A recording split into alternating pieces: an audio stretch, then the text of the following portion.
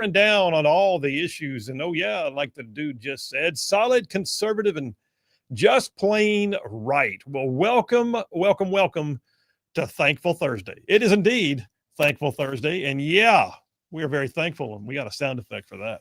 You got to be more thankful. Thank you very much. Thank you very much. Thank you very much, sir. You're a gentleman and a scholar. We thank you so much for this bountiful harvest of Domino's, KFC, and the always delicious Taco Bell. Have you said thank you once? Thank you. Thank you. I like it. And I am thankful to be back from CNN. Thankful that JP's on the board. How you doing, buddy? I'm great. Thankful for you. Thankful you got back. Thankful. I'm thankful that you're thankful. Thank We'd you. have a bigger problem if you weren't thankful that I was back. All right. Thanks for holding down the fort, by the way, yesterday, too. Appreciate that.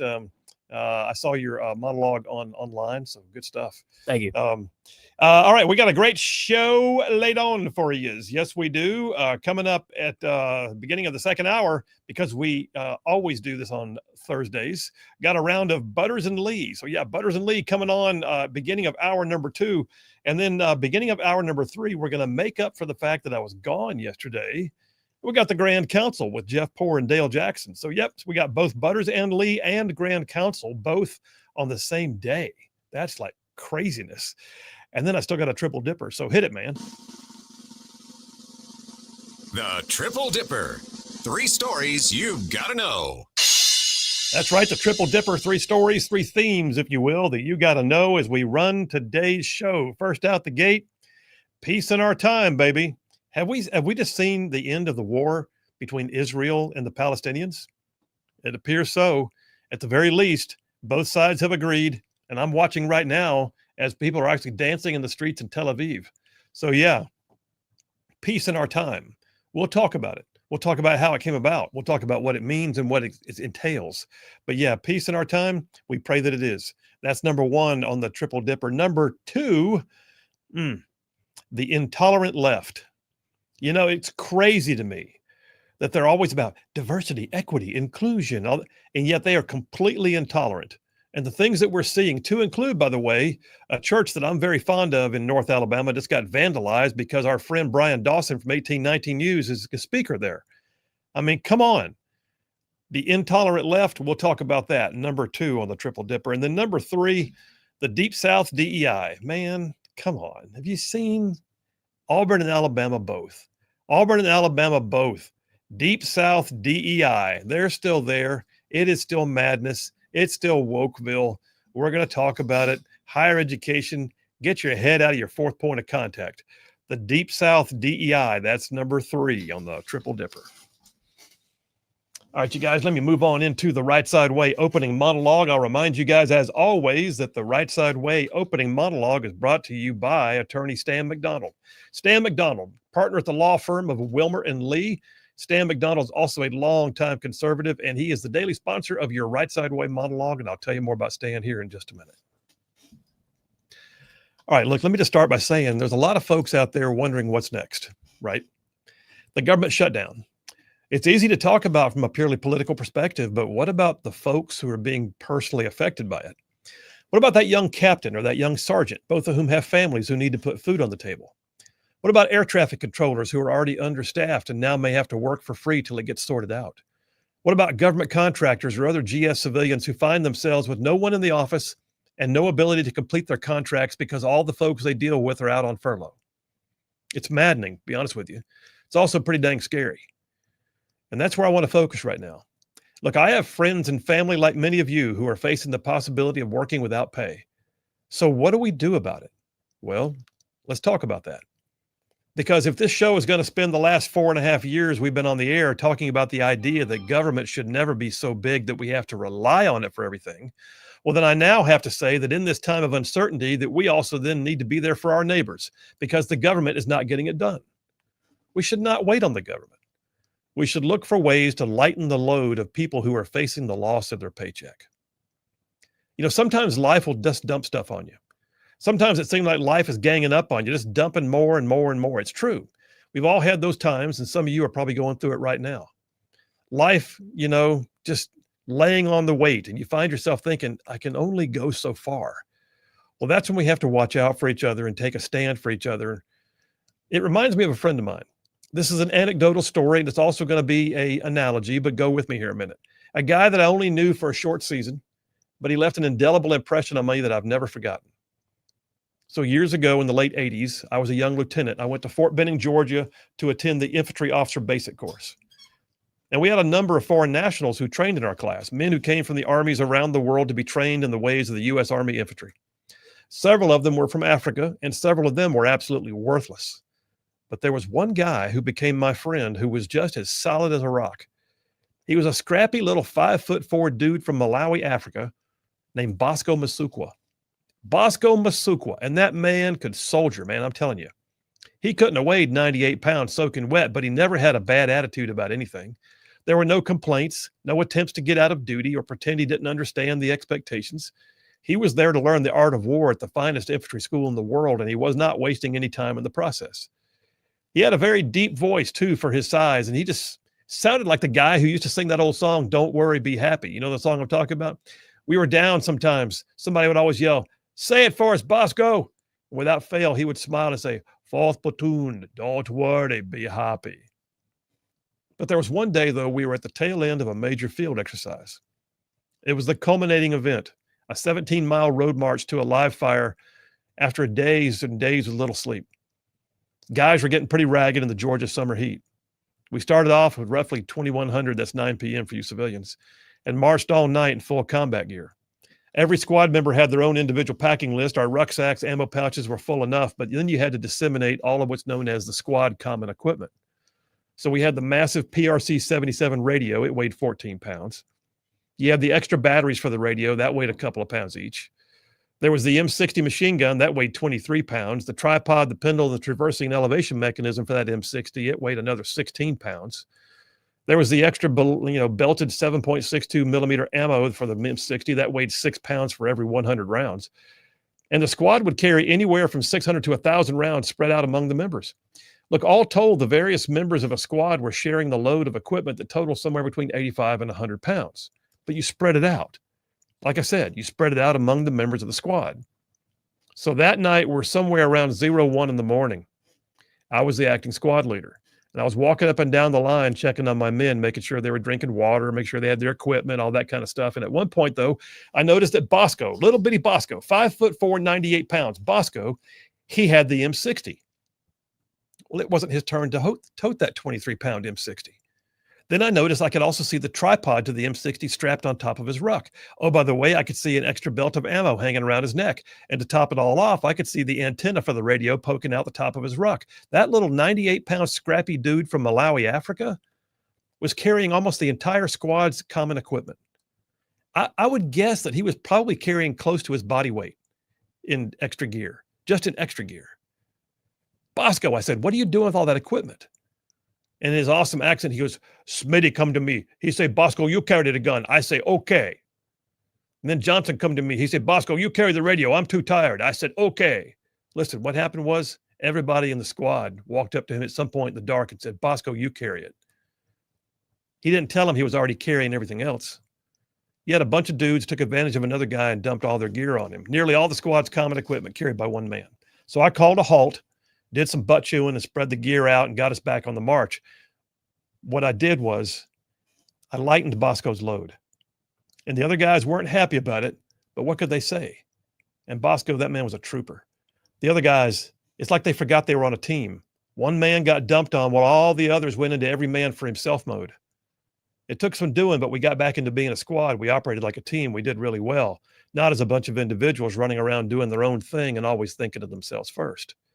But the first thing that had to happen before that could take place was the rest of us had to do what it took to lighten that one man's load. Now, I'll be honest, that sounds a lot like an analogy of what life can feel like sometimes. First of all, you got to know that you are not in it by yourself. People are not meant to do life by themselves. You don't have to figure it out all alone. We are social by design. God made us that way. You cannot let yourself get stuck in the mode that says, if I get dumped on, I just have to take it and take it and take it. Look, I don't know what issues you're dealing with personally. Maybe the weight you're toting around is very personal in nature, but that still does not mean you have to keep carrying it all by yourself. Maybe you're concerned about what you see in the world around you. Maybe you're looking at the world around you and seeing things like rising costs and lower wages, or criminals getting their way, or illegal immigration. It just seems like too much. Or maybe you're one of those right now who's facing this government shutdown, and you're like, what do I do? How do I feed the family? Look, all those things, they're real. And I hate to say it because I'm a news junkie, and this is a news talk show. But sometimes the weight of the world out there is enough to where you might need to turn off the news and shut down social media just for a day.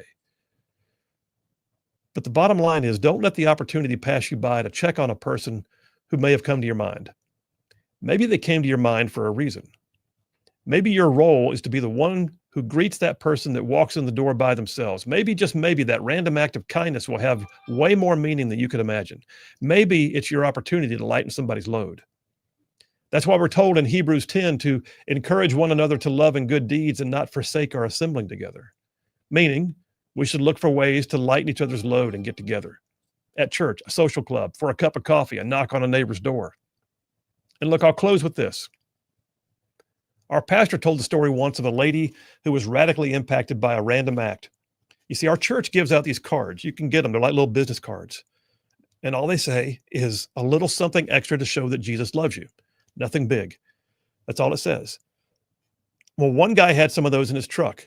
And the story is true. That one guy was in the fast food line at the drive-thru, and he paid for the meal of the lady he could see in his rearview mirror behind him. That's all he did. And he left the card and he said, give her this card. And the girl at the window did. The girl at the window gave the lady whose food had just been paid for that little card that said simply, a little something extra to show you Jesus loves you. It turns out that lady who got the card, that lady whose meal had just been paid for, which probably cost $5, she was carrying the weight of the world. And she came to church the next weekend, and she accepted Christ and began a new life. And she told the pastor she had gone to that drive-through that day to get what she called her last meal, and she was going home to commit suicide. But somebody lightened her load. Look, the government won't step in. The government can't even figure out how to balance a budget. But we can. And so I'm telling you right now, we have to be there for each other.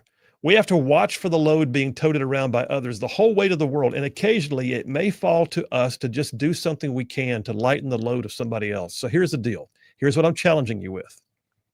If you're wondering what you can do about the government shutdown, well, maybe you can't affect Congress. Maybe there's nothing you can do in the big picture. Maybe you're just mad and you're waiting for it to get over with. How about this? Look around your own sphere of influence, your church, your neighborhood, your community. See if you know any folks who are facing a loss of pay, and then consider what you might do. Just go take some groceries by their house. You would be amazed what that means. Just bring on some extra diapers for the baby. Give them a prepaid Visa card. Maybe put some gas in their tank one time. And then, you know what? Turn around and get 3 more people to do it for them too. You might just change their life. Government ain't everything, and it shouldn't be. And the bottom line is we're bigger than that. So here's my encouragement to you. You be that person. You lighten somebody's load. That's a wrap for the Rightside Way. I will tell you right now that Charlene and I could tell you stories about spending years in full-time ministry, not knowing how bills were going to get paid, only to have somebody step in and say, we'd like to do something and lighten your load. I will just tell you, having been on the receiving end of that, it is indeed life-changing. Lighten their load. Phil Williams, Rightside Radio. Y'all stay tuned. We'll be right back. Round proof. And so I said, if I can pass this thing, that's the route I'll go. And it was physical, and then the written test. You had to score so high on your ASVAB, which is, easy. And I did that, and I passed it. And I said, all right, Lord, I guess this is the route you want me to go. I got a contract. And, when I got the contract, I started training for 6 to 8 months, had nobody, didn't know any SEALs, didn't know anybody. I didn't know what to do. So I just kept running. I would run a lot. I knew it was a lot of running. I was running probably 16 miles 2 times a week. And then in the other times I was running shorter distances, 3 and 4 miles every day a week, just training. Pull-ups, push-ups, sit-ups, doing that. My dad said, hey, you don't have to work. If you're going to go do this, good job, son. Live at my house, eat my food, and train and be ready. And then I'd go up to my buddy's lake house, and I would tread water with a boat anchor. I couldn't tread water with a boat anchor initially, but I got to where I could tread water with his boat anchor. Those little John boat anchors, there's not much weight, probably 15 pounds or something, maybe a little bit more than that. Yeah, but. And I would let it down with a rope, and I would tread water, is I'd pull that 20-foot rope up. I'd let it down to the bottom under his spear, and I'd pull it up, and I'd hold it over my head and tread, and then I'd let it back down, and that's what I would do. You can see he's over here laughing because I'm sitting here kicking my little feet like I'm doing it. Right? And I would do that to train, and then a buddy of mine had a pool, and I would go swim in their pool every day of the week. I just swim laps back and forth. I mean, how long was this self-training going on before you went down? 6 months, so it's, probably, about 6 months. So what's maybe a little bit longer. I don't know the answer to this. What's the pipeline? So you took a SEAL contract, obviously. Well, it's changed. It's changed a little bit now. So I'll tell you my pipeline, because the pipeline shifts it seems like it shifts every 2 years. I got a contract. I get slated for a time in the Navy, and then I have to pass the test to maintain the contract throughout the duration. So you go to MEPS just like anybody else does, went down to Montgomery, signed on, all that stuff. And 6 months, it might have been a little bit longer than 6 months, but they slate you for a time to leave for boot camp. So you don't leave immediately. Delayed entry. Yeah, so it's and it wasn't by choice either. It was just, hey, this is the time that we have for you to leave. And so I'm going through that process, and I have to continue to check into the NOSC or the little Navy area down there, go and check in. I do my screener, make sure I maintain that contract, and went to the Navy and went through boot camp. When you're done with boot camp, it's like 3 months long or 3.5 months, whatever it is. Go through boot camp. In boot camp, you have extra, because I had a contract for NSW, you have an extra training in the morning. So Naval Special Warfare, for those who don't know. Yeah. So you go NSW guys had to go and train early in the morning, swim and run and all that stuff at boot camp. So we got up earlier. Everybody gets up at 5, let's say, or whatever time it was. We get up at 3:30 or 4, go over, do an hour of training, come back. Everybody's up at 5, making their beds, getting ready for the day for your inspection, normal boot camp. So we had extra stuff at boot camp to keep us ready, albeit it didn't work that well. I got in worse shape in boot camp than I was when I got in boot camp. And once you're done with that, they had something called scruff duty. That's gone now, but scruff duty is where they hold you, and then they take guys, and whoever's the top screeners gets sent out to BUDS to class up in BUDS in San Diego. And this is in Chicago, Great Lakes, Illinois, where the Navy boot camp is. So after boot camp, went to scruff duty. I got picked up in the first rotation, and they send us out to San Diego, and there you check in, and you don't check into a class yet, because then they take the top screeners and they put them in the next class to sign, for BUDS indoc. It's not called indoctrination anymore, but at the time I was there, it was called indoctrination. And that's basically a couple weeks of prep for BUDS first phase, and you lose a lot of guys during that time. So that's the process. When I got out to San Diego, I classed up with Class 264. And with INDOC, made it through INDOC, made it into first phase, and it's constantly a selection process. So out of the Southeast, they took, out of a couple hundred guys that screened, 10 of us actually wound up going to BUDS and maintaining that contract. And then when you get into scruff duty, there's a couple hundred guys there. There might have been 300 guys at scruff duty. Well, they took 50 of those guys that were the top screeners and sent them out to San Diego. So I was in that first run, and a lot of my buddies were. Sent them out to San Diego.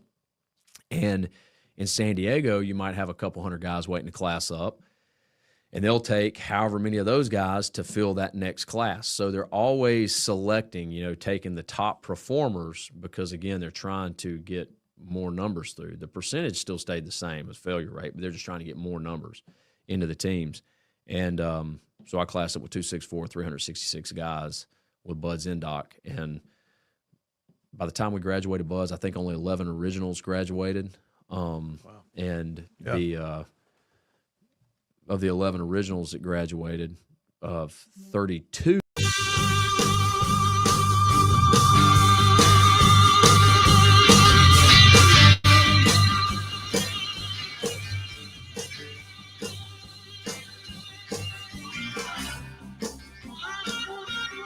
And we are back. Phil Williams, Rightside Radio. Solid, conservative, and just plain right. Just saving the world one soundbite at a time. I get a few text messages here in a moment, but first I got to tell you about attorney Stan McDonald. Yes, I do. Stan McDonald, partner at the law firm of Wilmer and Lee up in Huntsville. Stan McDonald is a 30-year veteran in the practice of law in North Alabama. Look, not only will Stan advocate and fight for your legal needs because he's a really good attorney, I can just tell you. But Stan is also the kind of guy who's been in the mix, in the fray, in the trenches on all the conservative policies and politics that like right side ruffians care about. He's been there for years. But I'll tell you this too, as an attorney, Stan McDonald has represented his clients in literally thousands of real estate transactions. He can stand up for you in any local, state, or federal court. I like to say, and I always do, if Stan McDonald's on your side, you're going to have no greater friend. Likewise, your enemies would have no greater foe. So there, how about that? Now listen, if you need an attorney in North Alabama, I'm going to give you his phone number. It's Stan McDonald. He's an America First family man. He's at the law firm of Wilmer and Lee. And here's his phone number, 256-533-0202. That's Stan McDonald, 256-533-0202. Tell him y'all heard about it on Rightside Radio. And no organization made the quality legal services bad, because it ain't, because it's good, because it's Stan. There you go.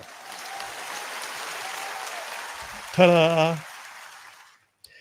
Joe in Tennessee checks it in, says it's a peaceful day in the Middle East, a peaceful day in the Middle East. Would you like to be Trump's neighbor? That's what he's doing. Blessed are the peacemakers, Joe C. in Tennessee. You had one over there on the social side. What'd you have over there? Well, first we got John from Huntsville on the YouTube saying Happy Thankful Thursday, everybody. Thankful Thursday. Then we got Jason on the Facebook live stream says, hey, you don't need a T&E. You just man that old girl and hold on for the ride. That's what he says. He's talking about the M60. Yeah, Jason was that's Jason. He was an animal. How are you, buddy? That's he was my gunner in Baghdad. He rode the top of our gun truck quite often. Sweet. Of course, by then it was a 240 Bravo. The M60 just shows how old I am. The M60 was the precursor to the 240 Bravo. But anyway, Jason, appreciate you, man. Love you. Thank you so much. Tom from Decatur says the PRC radio weighing 60 pounds. I didn't say 60 pounds. You did not hear me say 60 pounds on that. I think the PRC radio weighed 13 pounds, if I'm not mistaken. But he said we had handheld PRC radios in our flight vests. Maybe we had a 5-pound radio. He said Butters would know. Yeah, you guys had it different. Plus, you also flew where you had to go. So if you're having to hump your radio around, things have gone really bad. I don't know why everything in the infantry always weighs more and is bigger, but it just is. Alex from Athens says, "Oh, sir, I needed this," all caps, today. Thank you, thank you, thank you. Let us indeed lighten the load. There you go, my friend. Darla from Athens says, super monologue, Phil. Often we forget we're part of a team in this life. Jesus Christ is my team leader. Darla from Athens. There you go. Thank you, Darla. Scott from Russellville says, tremendous monologue, Brother Phil. I was actually in the process of going to check on someone as you read your message. Thank you so much. Outstanding, Scott, and thank you. And then Barsha from Rogerville says, thank you for biblical truth, God's truth, and real life experience mixed with practical exhortation. Yes, sir.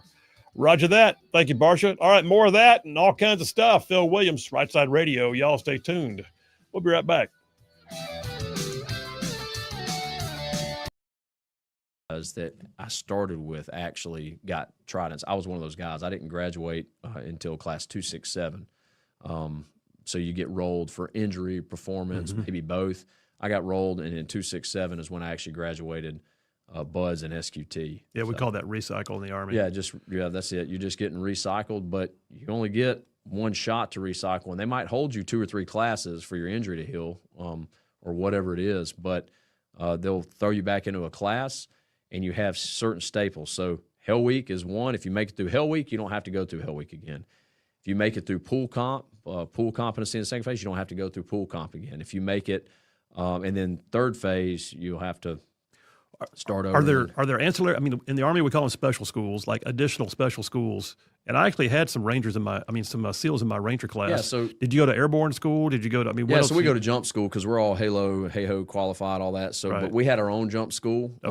Because the Army. You're not at Fort Benning going through jump school, doing that? No, the guys used to. But when they set the requirement that all SEALs be Hey-Ho qualified, we stood up our own jump school right there in San Diego at Brownfield, and we did all of our static line there. I've only got like 5 or 6 static line jumps, and then a couple hundred, free fall jumps. There's some guys that really get into it. They have thousands of free fall jumps, especially guys over at development group that jump a lot. Now we spent a lot of time in the wind tunnel and did a lot of that, but and we had a whole air ops thing that we stood up at Team 3 where we would jump in with stuff, and you can do advanced schools later, but a requirement to be a SEAL is to pass jump school, free fall school.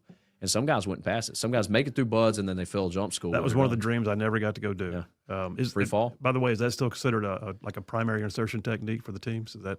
No, I wouldn't say it's a primary insertion technique. There's some guys that have inserted into combat situations in Africa primarily via jumps, halo jumps or halo jumps. The only ones I ever did was training, and so it wasn't really needed because we're at war in the country we were in, so we didn't have to jump in. So all right.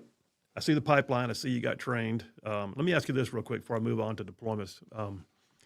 So Ranger School for me, I went and it was all about patrolling and small unit tactics and and mountaineering and whatever else and swamp operations, and which was miserable and all those things were they were real. Where'd y'all do your swamp stuff at? Mississippi? No, down in Florida. Oh, in Florida? Okay. Yeah, Eglin Air Force Base. But that being said, later I realized, I think more than anything, I learned things about me. Yeah. And I gained stuff that was not necessarily what I would call military. Yeah. It was more along the lines of things that it did to me, for me, and taught me about me. Yeah. What about you with buds and the rest? Yeah, I mean, it's I guess the most concise way I can say it is, again, a scriptural principle. David says, "You knit me in my mother's womb." God made you who you were before you were even born. He knew you, he knit you, he put you on this world for a certain purpose. And the New Testament tells us so that he's placed every man in his time and his specific dwelling so that he might reach out and find God. So he placed us here to find him, to be able to see this is who God is, right? The Godhead, God the Father, God the Son, God the Holy Spirit. So I do believe that aspect of it, but he made you a certain way, right? He made you to find him, but he also made you a certain way to share him with the world around. I don't believe, what I've learned is I don't believe everybody's like, oh yeah, they trained you that way in buds, or they trained you that way to be a SEAL. No, that's not what they're doing. Notice everything I've talked about is a selection process. It's a constant selection process. And even once you get there, once you get to a SEAL team, once you get to in an instructor role, once you get to development group for the guys that go special mission unit, it's still a selection process for those individuals. Even once they make it there, you have to continually perform. And I would say that for me, that's what it taught me. They don't train you to do anything. I mean, they train you in some ways. They hone you, make you better. But the end goal, especially for buds, is to find, is this the individual that we want to become a SEAL? Yeah. For sniper school, is this the individual that Hey, all you Rightside ruffians out there, you are listening to Rightside Radio, solid conservative, just plain right.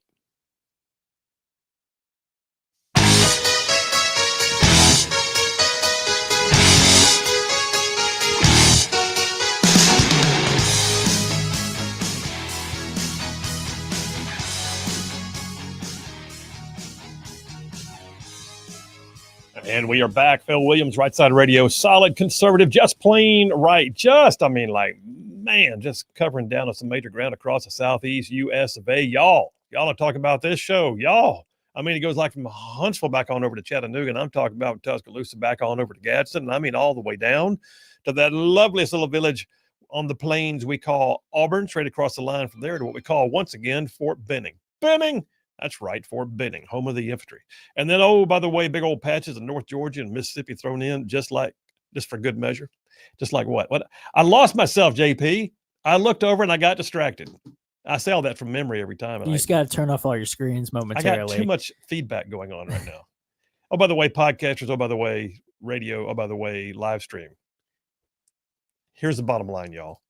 Forgive me for messing up my mantra, but I will just tell you that we know how many of y'all see the show in different capacities, hear the show in different capacities, and it means the world to us. So thank you very much. That's the point. That's the bottom line. That's the bottom line.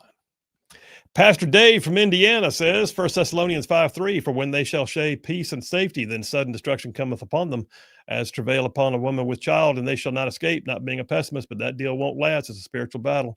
I guess he's talking about Israel.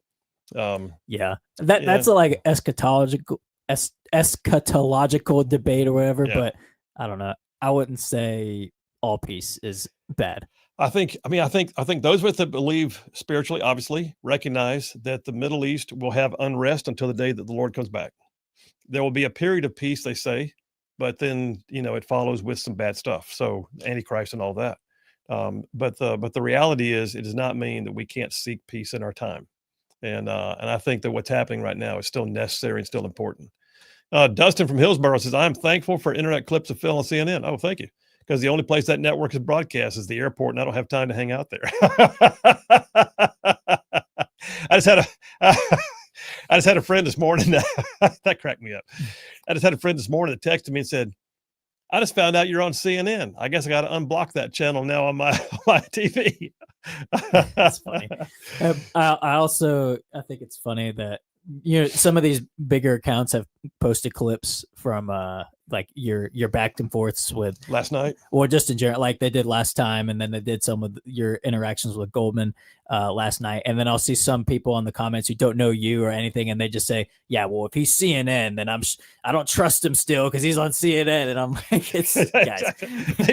they bring me in to be the foil. Yeah, I just find that funny. Yeah, it's hilarious. Last night was a hoot, though, man. It was.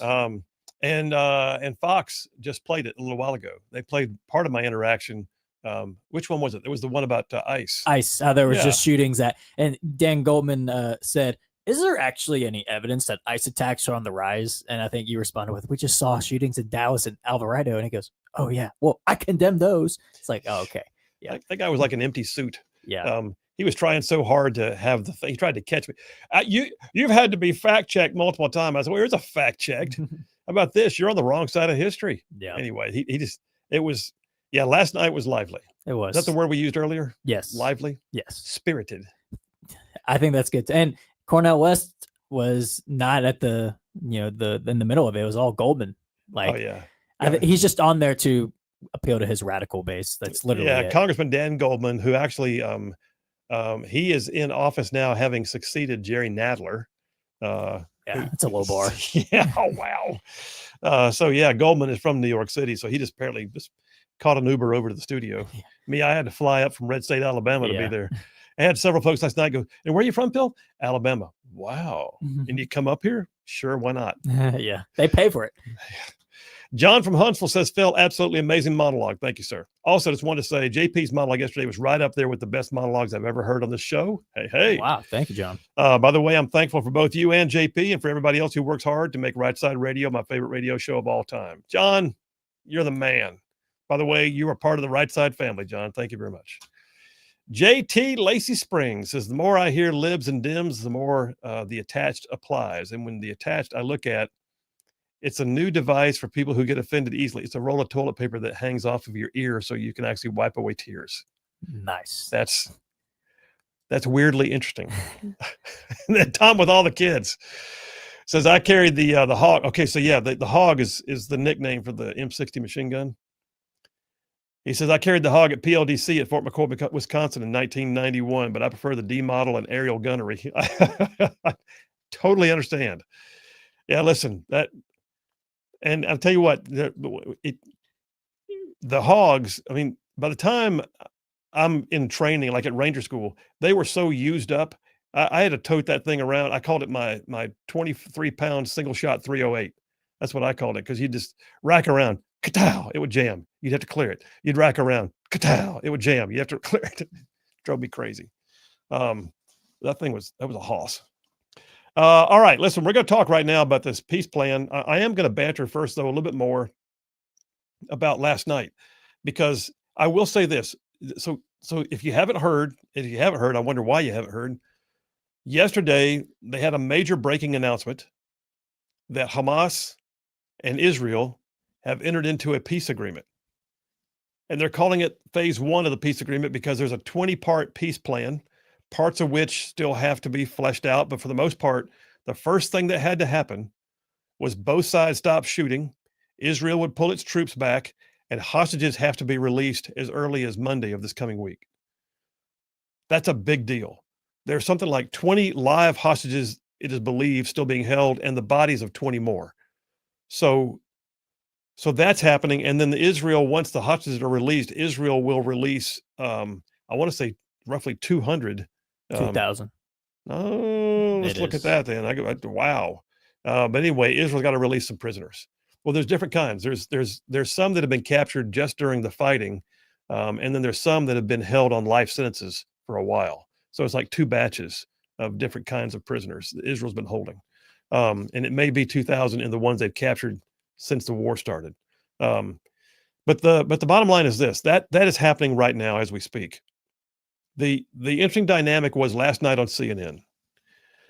So I go to CNN, and I've been going like every week, every 10 days thereabouts, and I go in and they bring me in because I'm one of the conservatives who will just go combative with them, and start trading blows. And last night was a prime example of that.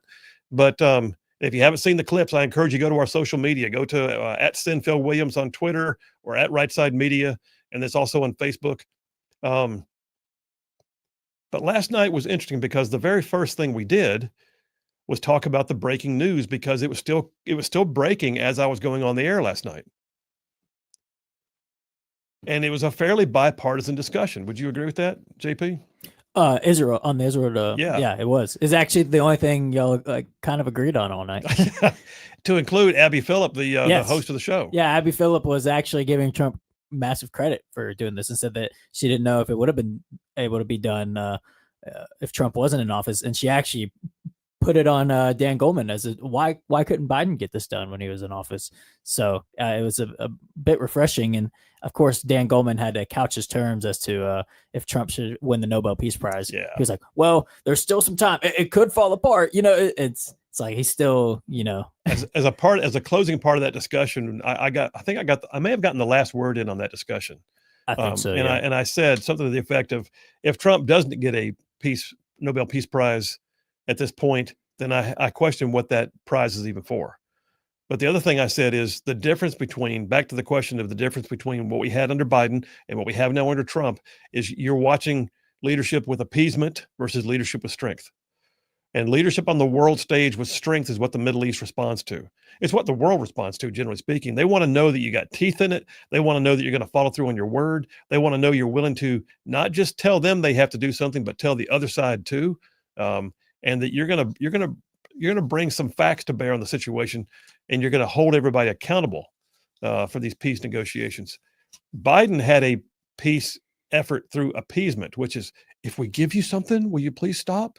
If we give you money, like pallets of cash, Iran, will you please stop? If we back off of our review of your nuclear systems, would it be all right? And that's the way. The appeasement never works. Because if you're having to appease, it means you're already operating from a position without leverage. You don't have anything. You're trying to buy it. Yeah. And people who try to buy their friends, buy their relationships, buy their way into an elected position, or buy their way into a favorable position at work or whatever else, those are the schmoozers of the world. This is leadership.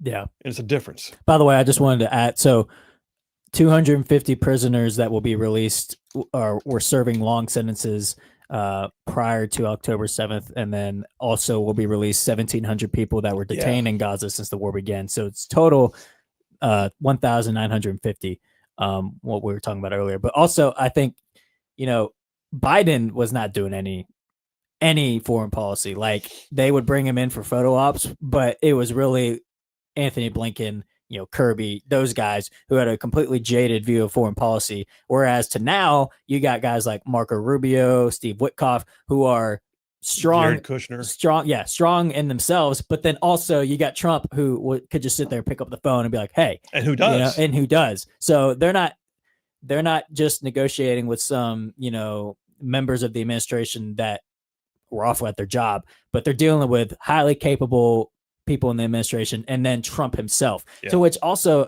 the Arab leaders wanted Trump to be in charge, or the head of the Council of Peace. Council of Peace, as to who's going to govern Gaza instead of Hamas. So the Arab leaders were the ones that wanted Trump to be involved in that. I think that speaks to Trump's leadership greatly. And I'll tell you what else really struck me yesterday. So if you haven't seen it, it's a very telling moment. You remember Biden when he would be on stage and he would have to have notes, and there are times when you could tell he was half out of it. He was like foggy. Yep. And he would, and sometimes we're learning now that his note cards even had a picture next to it of the person he's supposed to address in case he couldn't find them. Yeah. And it was like people he'd known for years. He would have their little picture next to him so he could be, oh, That's the one with the gray hair. Okay, where anyway, and he couldn't find his way off stage. It was just embarrassing. Trump, on the other hand, yesterday was doing a roundtable on Antifa. He had about, a third of his cabinet there with him, and he had people coming in from all over the nation, plus the press pinging them with questions. And it was a very engaging moment. Marco Rubio walked in the room, and this is the way that the Trump team works. Marco Rubio was able to walk in the room, ask for the president's attention, told, quick, grab a seat here at the table, handed him a handwritten note, which he read. Trump actually took the note, read it. You could see the look on his face. He's thinking. His mind was able to pivot immediately to something separate. And then he actually stopped the room and said, I just got a written note from Secretary Rubio that tells me that we are apparently about to see a peace deal in the Middle East. And then he went right back to talking about Antifa on the streets and crime. And he had, Secretary Noam speaking. He had the inability of the Biden administration to do anything like that. They always looked disjointed. They never led from strength. The boss was never in charge. In that case, Rubio was working on something, and he walked down the hall to interrupt something else to talk to the boss, who immediately engaged him with it and gave him the thumbs up. Yeah. That didn't happen for 4 years. Nope. Not at all. And I know we got to go break, but I'll just add this last part. I don't know if you saw Caitlin Collins on a podcast talking about this, how under Obama and Biden, like every single moment they saw the president was not like a press briefing like it is with Trump. She goes, you can't miss any event that Trump is going to do, because every single one is going to turn into, okay, press, hit me with whatever you got, and for like 45 minutes. She goes, there's no time for breaks. He goes, Biden and Obama, they never did that. Trump could be talking to, something about health crisis, and then it turns into a 30-minute press conference about foreign policy or something like that. Like and she goes, you don't want to be on Air Force One, because he's like that with the press the whole flight. You don't get to rest. So I think and that's Caitlin Collins saying that. So. Yeah, that's pretty funny. Who, by the way, was probably in 6th grade when Obama was president. That's true. So that's okay. No, it was Biden and Trump. Yeah. All right, let's take it to a break, JP. We got to take that break. You know why? Because advertisers pay for the show. We'll take the break. We'll come right back. Phil Williams, Rightside Radio. Y'all stay tuned. We will be back. Become a sniper. I'm already a sniper, right? They just find me. I'm already a SEAL. They just find me. I'm already a Tier 1, a Special Mission Unit SEAL, development group SEAL. They just find me. Does that make sense? And Absolutely. that's all of their processes that they're doing in every aspect. Then you get out of the SEAL teams. I'm already an operator, but the CIA finds me for the specific thing they want, or the DIA finds me for the specific thing that they want. They don't really teach you to become anything. Who was it? Was it Michelangelo who said that the art that he is sculpting is already in the stone? And Yeah. I'm He super just paraphrasing. reveals it. He just reveals it. That's exactly His job is to bring it out. I would say that's the biggest thing that I've learned is that individual, wherever you're at, wherever you're at within your community or whatever, that individual is already there. For me in the SEAL teams, I was already a SEAL. They just found me. And there's not many guys. That's why we have such a high attrition rate, right? And then you go to the next step, like sniper school. That's why we have such a high attrition rate at sniper school. These guys are SEALs, but they're not a sniper. That's why you have such a high attrition rate in development group for the guys that go over SEAL Team 6. These guys are already SEALs. They're top-level operators. But we need something different for this. Does that make sense? And so that's kind of the flow. And that's probably what it taught me, is that everything is finding out, are you the person that can be this? Not training you to be the person to be that, which I find interesting because, again, it is a biblical, it's a scriptural principle. Yeah. And oftentimes I think we find problems in this world. We either desire to be things that we weren't made to be. We shouldn't do that, right? It's the guy with the 1 talent, the 5 talents, and the 10 talents. Well, boys outside his gifts. Yeah, that's right. If you're outside your gifts, you don't desire to be something that you weren't made to be. Yeah. And be the best thing that you can be. It doesn't matter if it's a dang garbage truck driver. My granddaddy, who loves, he's a farmer. He loves farming. He loves digging in the dirt. And I was at his house this morning, and that's what he was going over, showing me his plants that he built a little greenhouse for. It's a piece of plastic draped over some cross ties or some sawhorses with cross ties on top of it.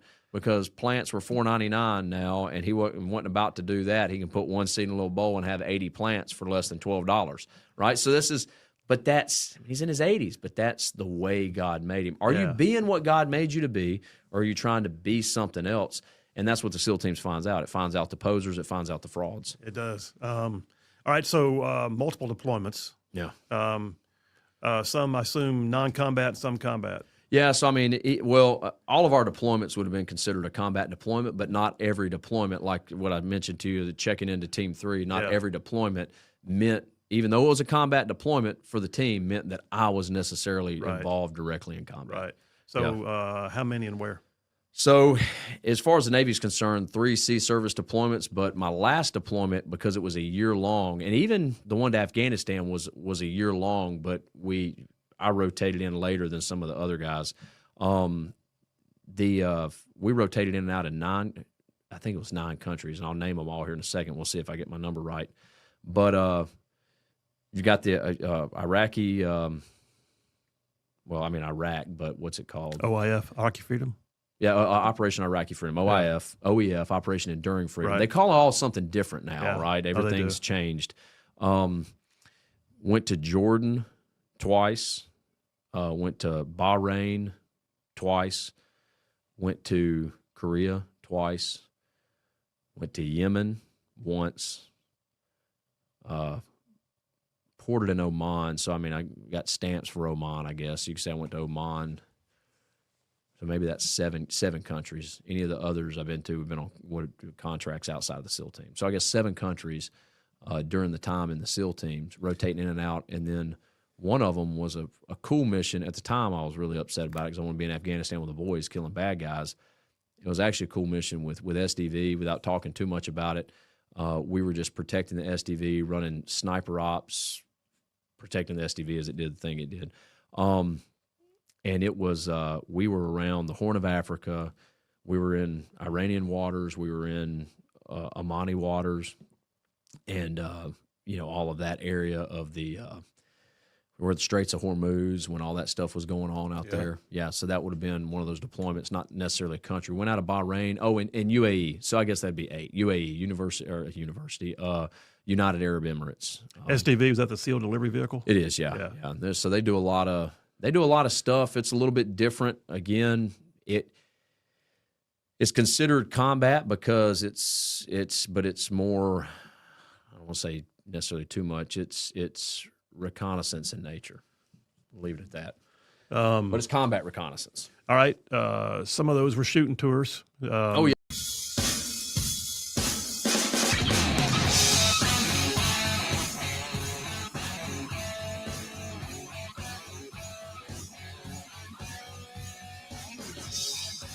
And we are back. Phil Williams, Rightside Radio, solid, conservative, and just plain right. Just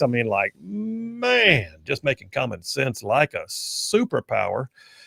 So real quickly, I'll tell you this, and I'll go into the phones because somebody's called in. The ceasefire agreement that we have that came out yesterday on October the 8th, which is interesting because it's one day after the 2-year anniversary of the October 7th massacre that kicked all this into high gear.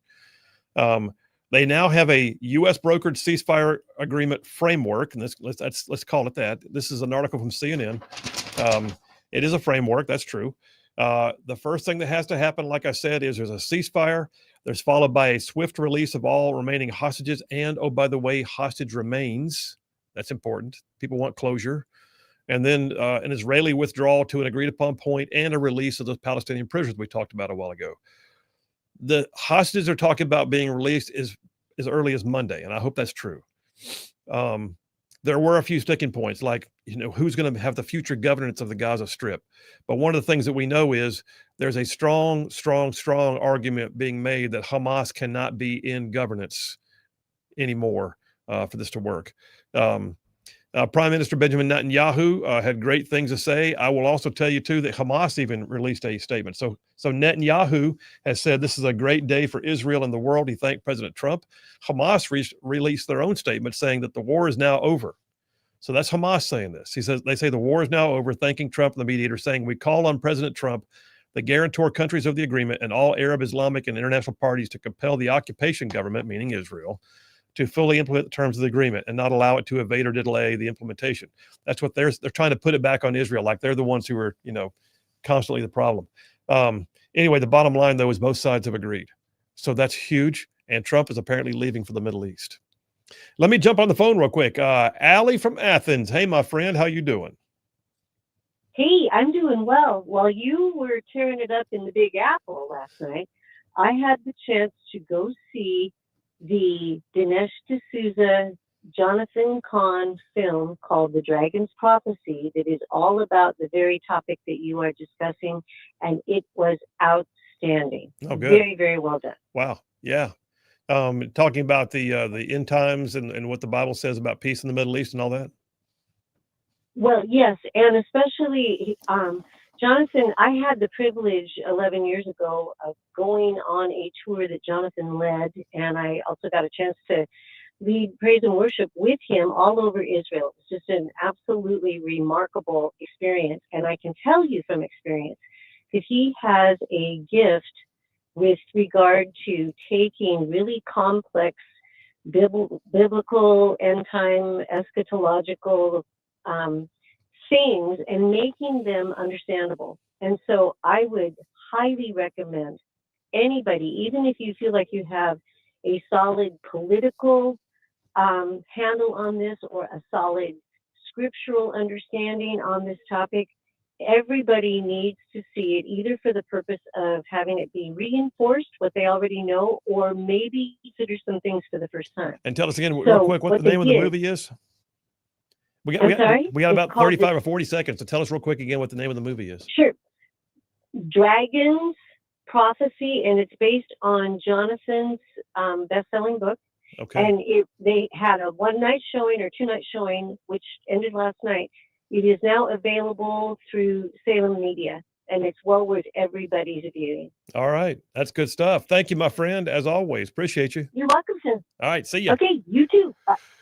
We're about to head to a break, and by the way, we're going to come back and we're going to do Butters and Lee because we didn't get to do it. I take it back. It's Grand Council we didn't do yesterday. All right, we're doing Butters and Lee in a minute. How about that? But this will be a topic of the conversation too. You can well imagine. In the end, what I will tell you is, you are watching history being made. For President Trump to be flying to the Middle East, which he allegedly is about to do, flying to the Middle East to sign an agreement that brings an end to a war that started during the last administration, is significant. Let's just pray that the end of the war actually comes to be and that peace breaks out. More on that, Butters and Lee. Y'all stay tuned. We'll be right back.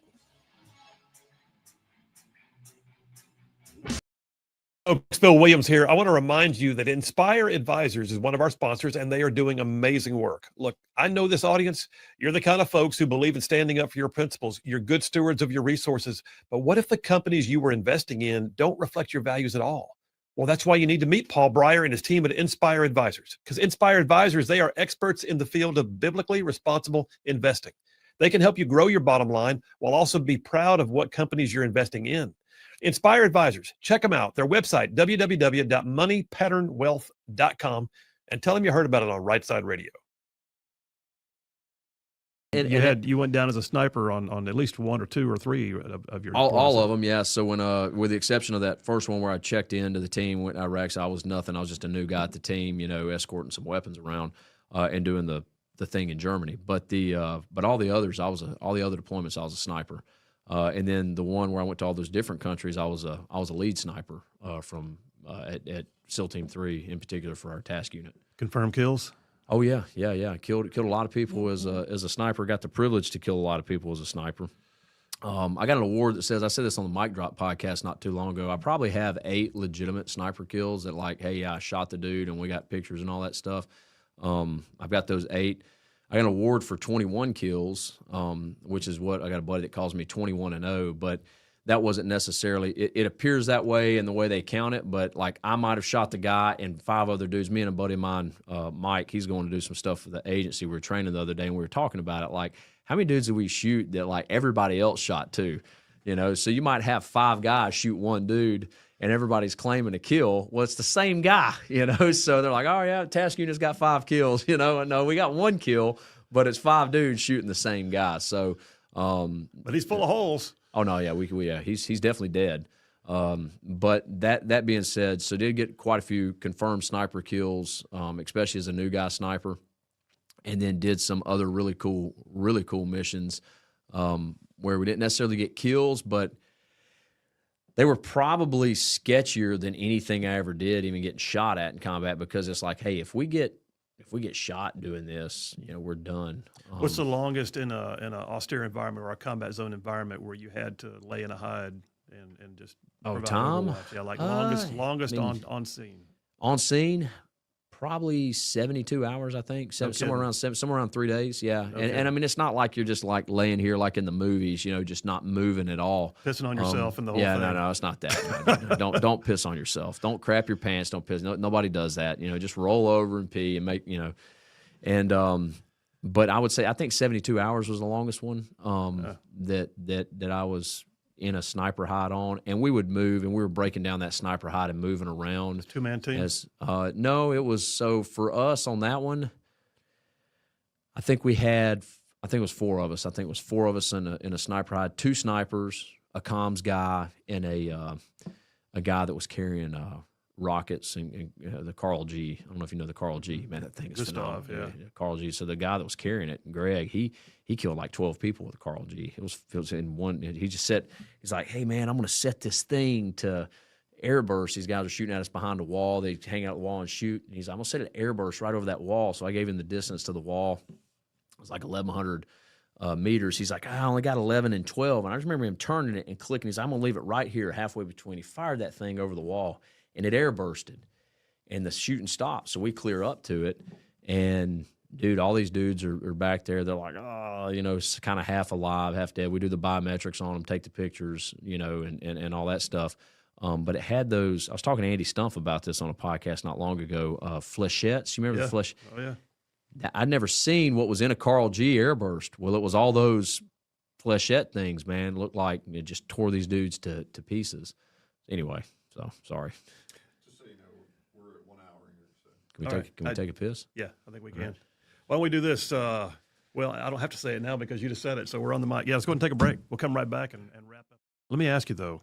First of all, how many years were you in active duty? So I want to clarify something on that question. I was in the SEAL teams for 6.5 years, or maybe just a little bit less than 6.5 years. Right. But I was in the military for a total of 8 years. Now, you're going to understand this because I've had some people ask, as I've said before, 6 and 8. And here's the reason. When I was running the campaign for sheriff, people asked, well, I was in for 6 years because I was at the team for 6 years, a little over 6 years.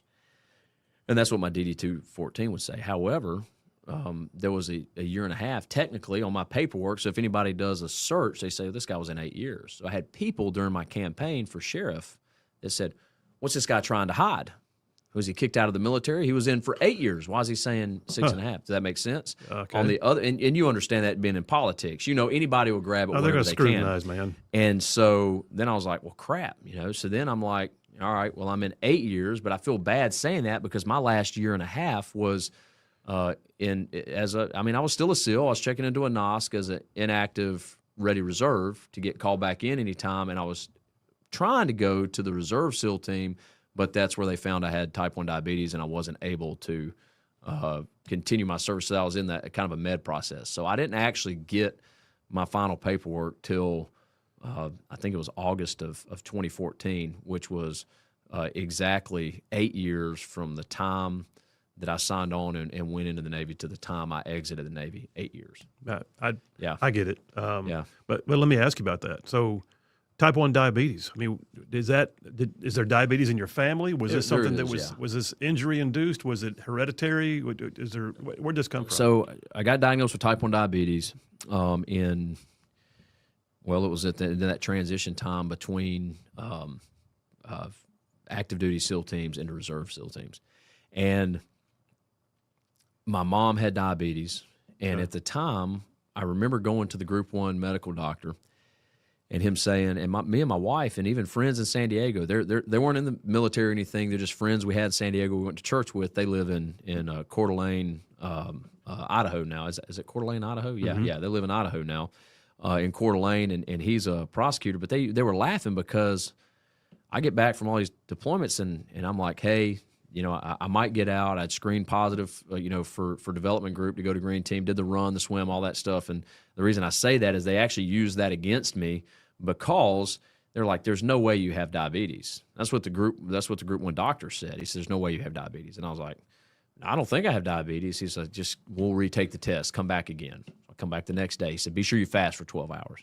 Fast for 12 hours, come back again. He's like, your triglycerides were out of whack that they had run. And he Could said, you feel it? I mean, was no, it not slowing at you the down at time. all? No. Now looking back on it, yes, there were things that I was. Oh, yeah, like the dude just said, solid, conservative, and just plain right. Well, welcome to hour number 2 on a thankful Thursday. Thankful that all of you are with us. Thankful that we're about to go to a segment that I enjoy doing every single week around this time. So yeah, Thankful Thursday, we bring in people we're thankful for. And in this case, I'll call the roll and make sure they're there. So coming in to us from Huntsville, Alabama, that dynamic diva of dilatory discourse, that would be Lee from Huntsville. Are you there? I'm here. You are, and we're glad. We're thankful. All right, and then also more localized to the studio itself. That would be silky smooth, buttery man, Butters. Hey, Butters, you good? I am good. I am great. I'm here. You are. All right. I pronounce a quorum. Hit me some whoop whoops. All right. It is Butters and Lee time. First question. We've been talking about it, so I'm going to keep the thread going. So the Trump administration has been leading now and appears to have reached some measure of success with a peace deal for the Israel-Palestine situation. My question to you, your thoughts, give me your thoughts on this. Will it hold? And does Trump deserve a Nobel Peace Prize for this? Butters, you first. Will it hold? Does Trump deserve a Nobel Peace Prize? Could we define how long hold means?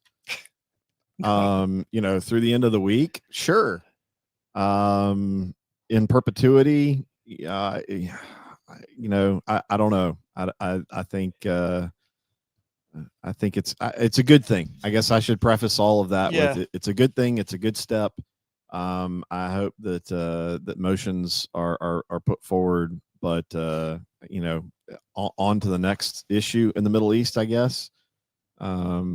So Peace Prize, after they gave President Obama the Peace Prize, does it really mean anything? Well, it didn't mean much then, that's for sure. I think those that it really matters to will we recognize the role that President Trump has played, and I hope that's gratitude enough for him. But yeah, they probably won't give them the Nobel Peace Prize. All right, but so are you crazy? So are you? Am I gathering though that you're pragmatic on whether the peace will hold? I mean, I hate to be a fence sitter, but I'll believe it when I see it. I guess that's kind of where I'm at these days. Lee, your thoughts before I can jump in there with my own. So, will it hold? Will the peace in the Middle East hold? And at the same time, do you think Trump deserves a Nobel Peace Prize? Take it away.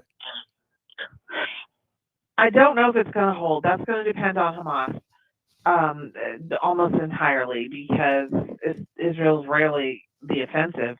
They're going to be, they're usually on defense, and it's going to depend on if Hamas thinks that they've somehow won all this because they got over 1,000 anyway of their own people back who'd been arrested for different forms of terrorism. They get them back for 48 hostages, 28 of which are dead, I think. So, I mean, that what they got is way over the top in what, they're giving back. But I don't know, because if they do another big event like that, no, it won't stick. So it's just going to depend on what they decide to do. And if the people, if the Palestinians want to continue this war, then they can keep supporting Hamas. Maybe if they back away from that support, then it can hold. Do I think he deserves a Nobel Peace Prize? Sure. I mean, especially if Barack Obama's extraordinarily low bar is what you have to jump over to get one, then absolutely he deserves two. Well, he deserves two. I made a comment last night on CNN that if there's not a Nobel Peace Prize consideration at the very least, then I would have to question what the Nobel Peace Prize is even for. But Yeah. so here's another piece of this, though. There's some aspects of this that were not in place for previous attempts at peace in the Middle East. One of which is we now have an emasculated Iran. They have far less capability now to be meddlers and fomenters and to be backers of the trouble that Hamas was causing. Secondly, Israel showed pretty much, unwavering resolve to go in and do whatever it had to do. Like, just get out of the way. We don't care if they're protesting around the world. We got to do what we got to do. So Israel showed an entirely different side. And then the last thing I would say is Israel was also following up on an extreme situation where they lost more pro rata than we did on 9/11. It was their 9/11, October 7th, and they Right. could not be idle. So difference there in the way things are going. Yeah. Well, let me throw I guess a little more gloomy, more global perspective on this. Is Hamas sitting back laughing at America as we have Dearborn, Michigan, that's having call to prayer, where we've got people openly calling for terrorist acts in New York City. We're about to put Mamdani in charge of our largest city. Is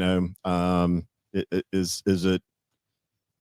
I don't know. Looking at it holistically, I hope it's not just a distraction that we all get complacent. I would agree with that. I will say this: one of the things that's different also in this that can help with avoiding the complacency is this will be the first time we've had an international council in charge of maintaining the peace. It's not just going to be, all right, stay in your lane, you stay in your lane. Now it's going to be people there on the ground. Anyways, it's going to be a whole new world. Let me go. Good luck with that. I don't disagree, and there are places though that we've done that we're still doing it all these many years later. Like we still have American troops that do rotations in the Sinai Peninsula because of the Israel-Egypt war way back in the late 60s. All right, next question before we run out of time. I saw it last night on CNN again. Democrats argue that ICE agents are really not under threat. They're not facing any increased violence. Where's your evidence? Your thoughts on that, and how would you respond if someone tried to confront you and say that ICE is not receiving 1,000% increase in threats? Lee, you first this time. Well, I mean, they're just basically saying, don't believe your lying eyes. You can see the filmed threats, and these are filmed and posted by Antifa. But not only that, there was an agent run over in Chicago and was injured pretty bad and they ended up shooting the woman that ran him over. But I'm saying, like, this is not play. These people mean to, Antifa are paid agitators and anarchists, and they love it when stuff goes sideways. So they would actually love to have more ICE agents hurt and killed. It would help them. Butterman? So. Yeah, I think most of the talking heads on the left are pretty irrelevant. They're not worth listening to. I mean, it's not even. There's no debate. I personally, my last full deployment that I did was fighting ISIS, and ISIS putting out a big call to, hey, go find all the family members of the service members. That kind of stuff is happening in the U.S. by U.S. people. So it's a waste of time to have that debate with Democrats. If that's what they are saying, they are not a serious person. They are, in my opinion, they're an enemy of good order and discipline and stability of law and order. And we need to quit wasting time having discussions with them. I would and agree. They can drop their Secret Service detail tomorrow and prove to me just how peaceful and wonderful everything is. Yeah, and then don't forget, and I said it last night too, I confronted Congressman Dan Goldman with it. We just had two shootings, one in Alvarado, Texas, and another in Dallas, Texas. People died. That's real. That's legit. That has happened in recent weeks. And the idea that, by the way, we have apps that have been created to help track ICE so you can know where they are. Why would you do that? You're not alerting somebody. What you're doing is you're putting ICE agents at risk by doing that.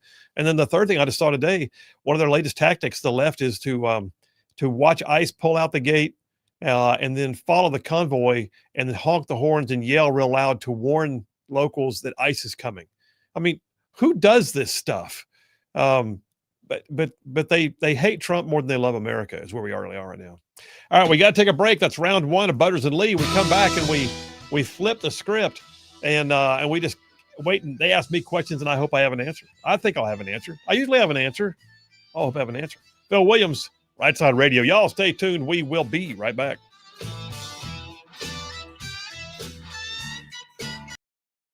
I thought was just normal everyday pain and everyday issues, that it was actually related to diabetes, but I didn't know it at the time. You know, it's just different things I can talk about in a little bit, but no, there was nothing that made me think that I had diabetes.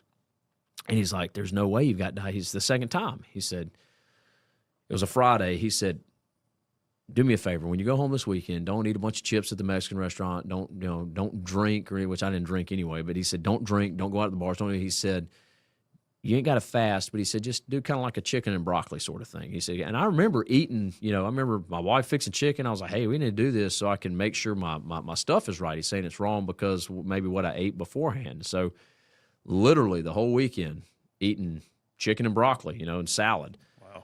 Monday coming in, my blood work was okay. It was good. And he kept, but I remember that as I was getting out. So I transitioned over into the reserve side, come back home to Birmingham, Alabama, and I wound up losing about 25 pounds I think it was 26 exactly, but my wife showed me a video of it the other day. She still had saved on her phone.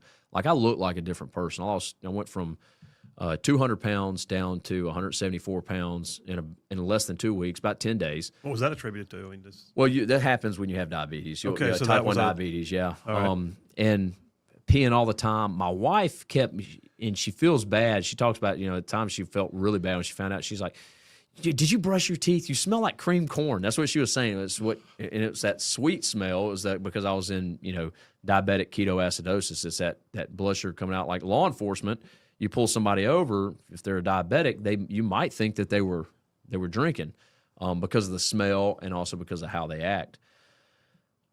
So a buddy of mine's medic said, "Bro, you sound like he said, "Everything you're telling me," I was hunting with these guys. I was passing out at the base of a tree. They found me sleeping out there. He's like, "Dude, all your stuff you have going on sounds like you have diabetes."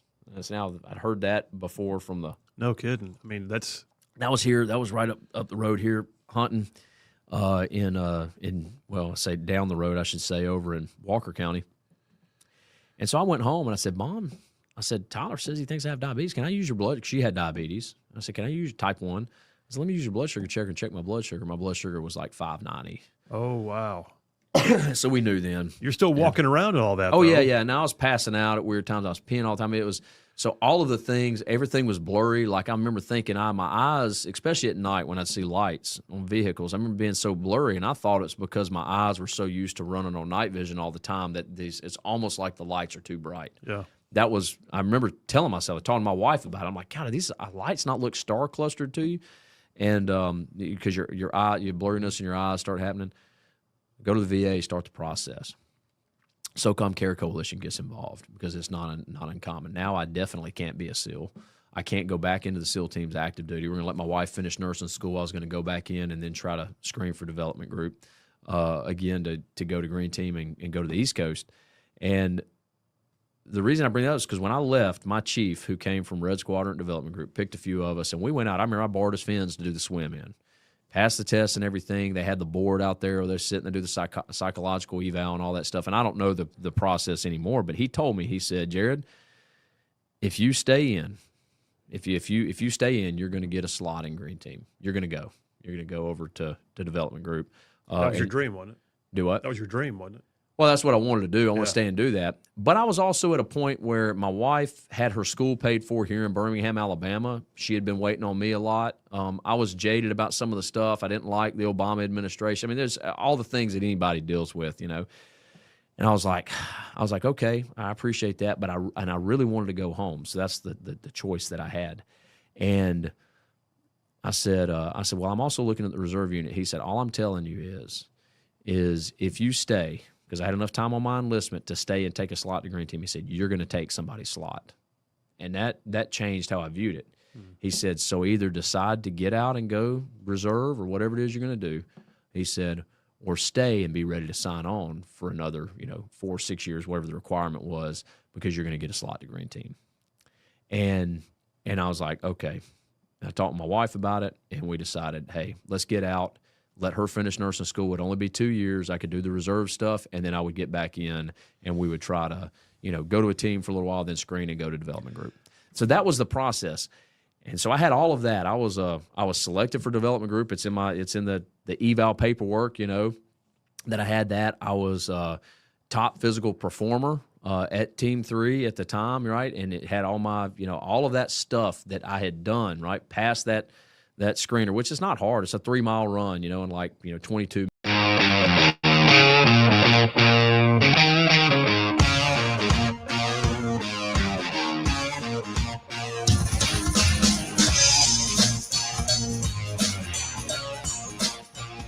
And we are back. Phil Williams, Rightside Radio, solid conservative, just plain right. Pulling pins on truth grenades, y'all. All right, bring it back in. Butters and Lee, round 2 of Butters and Lee is where I sit back and they ask me questions. I don't know what's coming. I wait and see. And then I go speaking extemporaneously on whatever topic they've hit me with. So ladies first. Lee, what do you got for me? So this woman running for governor in California, Katie Porter. Yeah, have you ever seen anyone implode so spectacularly? No. A, and B, what do you think about the fact that she yelled the F word at an assistant, and which is all caught on video, and she called pedophilia a sexual orientation and not a crime necessarily? And I'm like, this woman's disgusting. Like, I just don't think I've ever seen anything like it. But yet she may still win. Is she the lead candidate, by the way, for governor right now? Yes, I think so. Oh my, lead candidate for Democrat for governor. So first of all, I don't know Katie Porter, but the visual evidences of what kind of person she is tell me I don't want to know Katie Porter. Even Gavin Newsom strikes me as schmarmy, but at least he has this like self-awareness enough to like fake that he's not, try to pretend he's not schmarmy. You know what I'm saying? He tries to be the man, even though he's not. She doesn't even try. She's just like an awful person. She just like screams at people. She has a complete lack of self-awareness. She's like a total diva. That is not retail politics, my friend. That kind of person, like if you look at, I've said before that one of the best retail politicians, which means somebody who can go out there and shake hands and smile and talk to people and make you feel like you're the only one they're talking to at the time. Katie Britt is probably, in my opinion, her personality is one of the masters of being able to do that. She is really good at being a personable person, despite the fact that she is a notable public figure. This woman has no clue like that. How'd she get this far in politics? I don't know. But someone needs to be her life coach and political consultant and say, Katie, at least try to pretend you're not a complete ass. That would be helpful. Just saying. Yeah. I think if you looked in the dictionary under Karen, it would be her picture. Like, that's her. All the Karens in the world are getting a bad rap right now, but go ahead. What you got? Poor Karen. What you got, Butters? You're kind of trying to rationalize and think through something that's irrational. I mean, and it's crazy, but there are people that actually are going down this slippery slope of minor attracted persons and what she said about that, yes, like that's awful. We're just keep on going down, and it's not like there's just 5 people that are going to buy into that, and they're gonna just go until we finally absolutely say enough. That makes like burning at the stake look like the right kind of punishment again. Wood chipper. Okay. I may stop at the wood chipper, but yeah, that's that kind of person does not deserve to be in public office. She doesn't, but she thinks she does, and it's very obvious she thinks she does. She has this air of entitlement to her when she speaks. Like, how dare you speak to me this way? I don't want to be here because you're not enjoyable anymore. I'm sorry, you're a public figure. Answer the freaking question. And by the way, the question was so easy. It was a layup. What would you say to the Trump supporters? I would say, listen to my policies. I hope that you'll like some of them. I believe that I can work with you. That's all she had to do. She couldn't even do that. Anyway, all right. Before I run out of time, Butterman, what's your question for Mawa? So, well, why on earth is anyone still watching the NFL? This whole Bad Bunny, we're going to boycott the halftime show. It's good. Okay, great. It'll be great to see, TPUSA or whoever put something together but why on earth do we continue as conservatives? Why do we continue to give any attention to this useless organization? I don't, that's just completely abhorrent by now. I'll tell you why. Because this useless organization, and it is, I am not at all a fan of Goodell. I'm not at all a fan of the NFL as an organization, but this useless organization is still the one in charge of the game that we love. And there is still this sense of the heyday of the NFL, of the days of, of the glory on the field and the gridiron and playing for the love of the game more than the money. And there's this real, and the entertainment value and the pride of community. Like, you look at the stories of, like, Philly fans are awful, but they love their Eagles. And the common man would spend all their beer money to go to a game because they love their Eagles. The idea that you got this sense of community to rally, almost like a college atmosphere in some places. And a lot of that's being lost on the theater of NFL. But I think we still support it because there's a real hope that we can get back to it one day. And because those of us who remember are old enough to remember those days and know what it's like to have those heroes who were also role models. You just hope for it's going to come back one day. So that's why I think we're still hanging on. The NFL's got to reform its corporate image. They're awful. Yeah, I mean, I will say, conservatives found another beer to drink, and yeah, it fixed the corporation. I mean, at the end of the day, NFL is a business. I just feel like you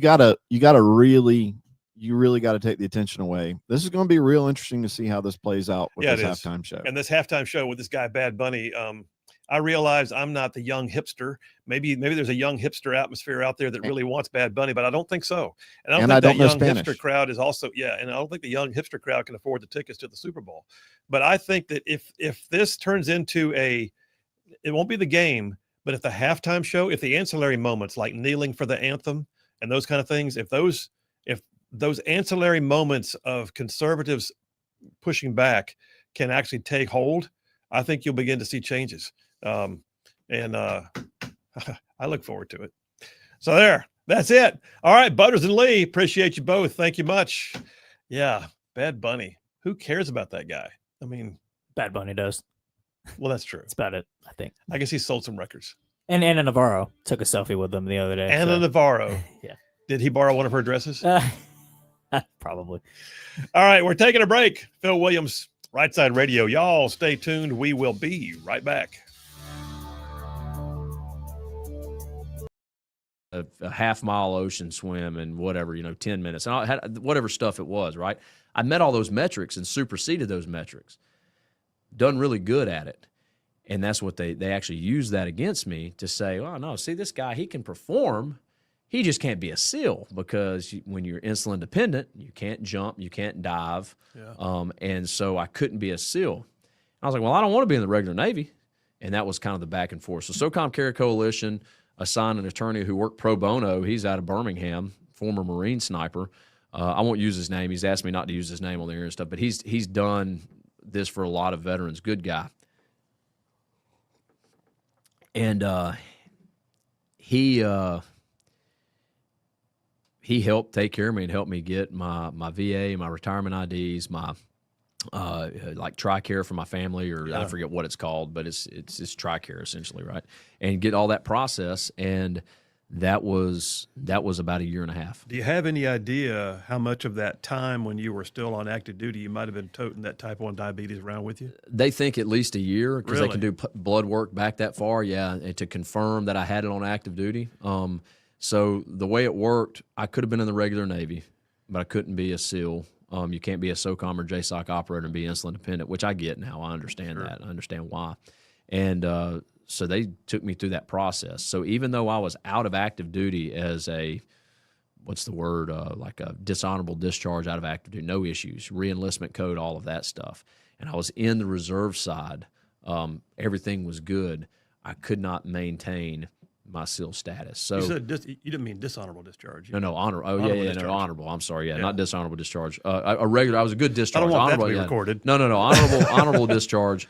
It wasn't anything bad. I could re-enlist. Like, I had everything I could do. I just couldn't be a SEAL. So the way it works, I could not retire from naval service, but I could also no longer be a SEAL. So how is this? I mean, you're obviously still a pretty robust dude. I mean, you're still working out. You're still living large. You're still doing law enforcement stuff. Yeah. How is that physical situation impacted your life? I mean, it's not obviously impact. I got these stupid insulin pumps and stuff on my arm, which is pretty amazing. It's funny going in. You see the guys without legs and stuff with prosthetics and everything. I had testicular cancer, and I have a prosthetic, nuts. And my buddies say you're one nut from a Princess Warrior. You do? Know? Yeah, I do. Yeah. Okay. That came from something in the teens, but I was already at that when they found that, I was already had all my 100% VA, retirement IDs, all that stuff. So there was nothing else to gain, but I still had to go and have that surgery and go through that process. Wow.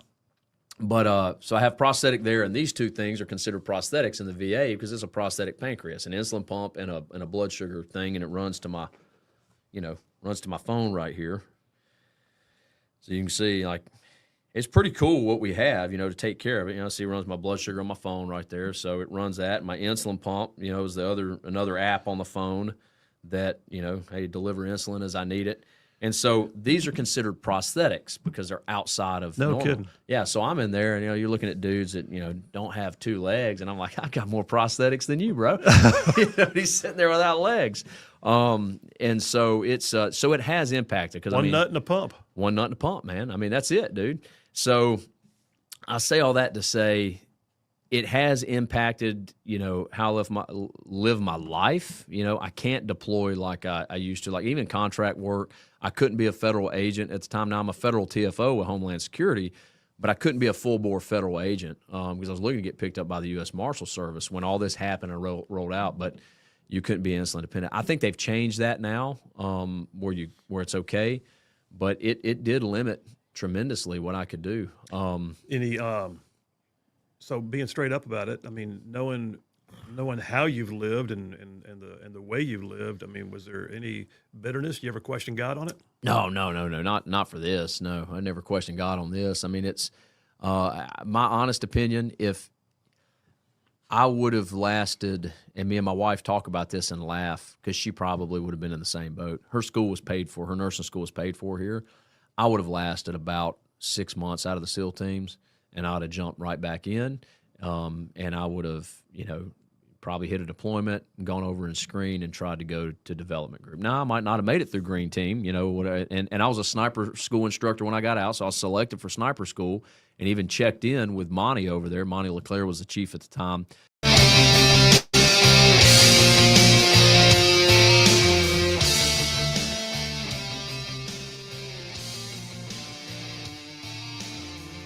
And we are back. Phil Williams, Rightside Radio, solid conservative and just plain right. Just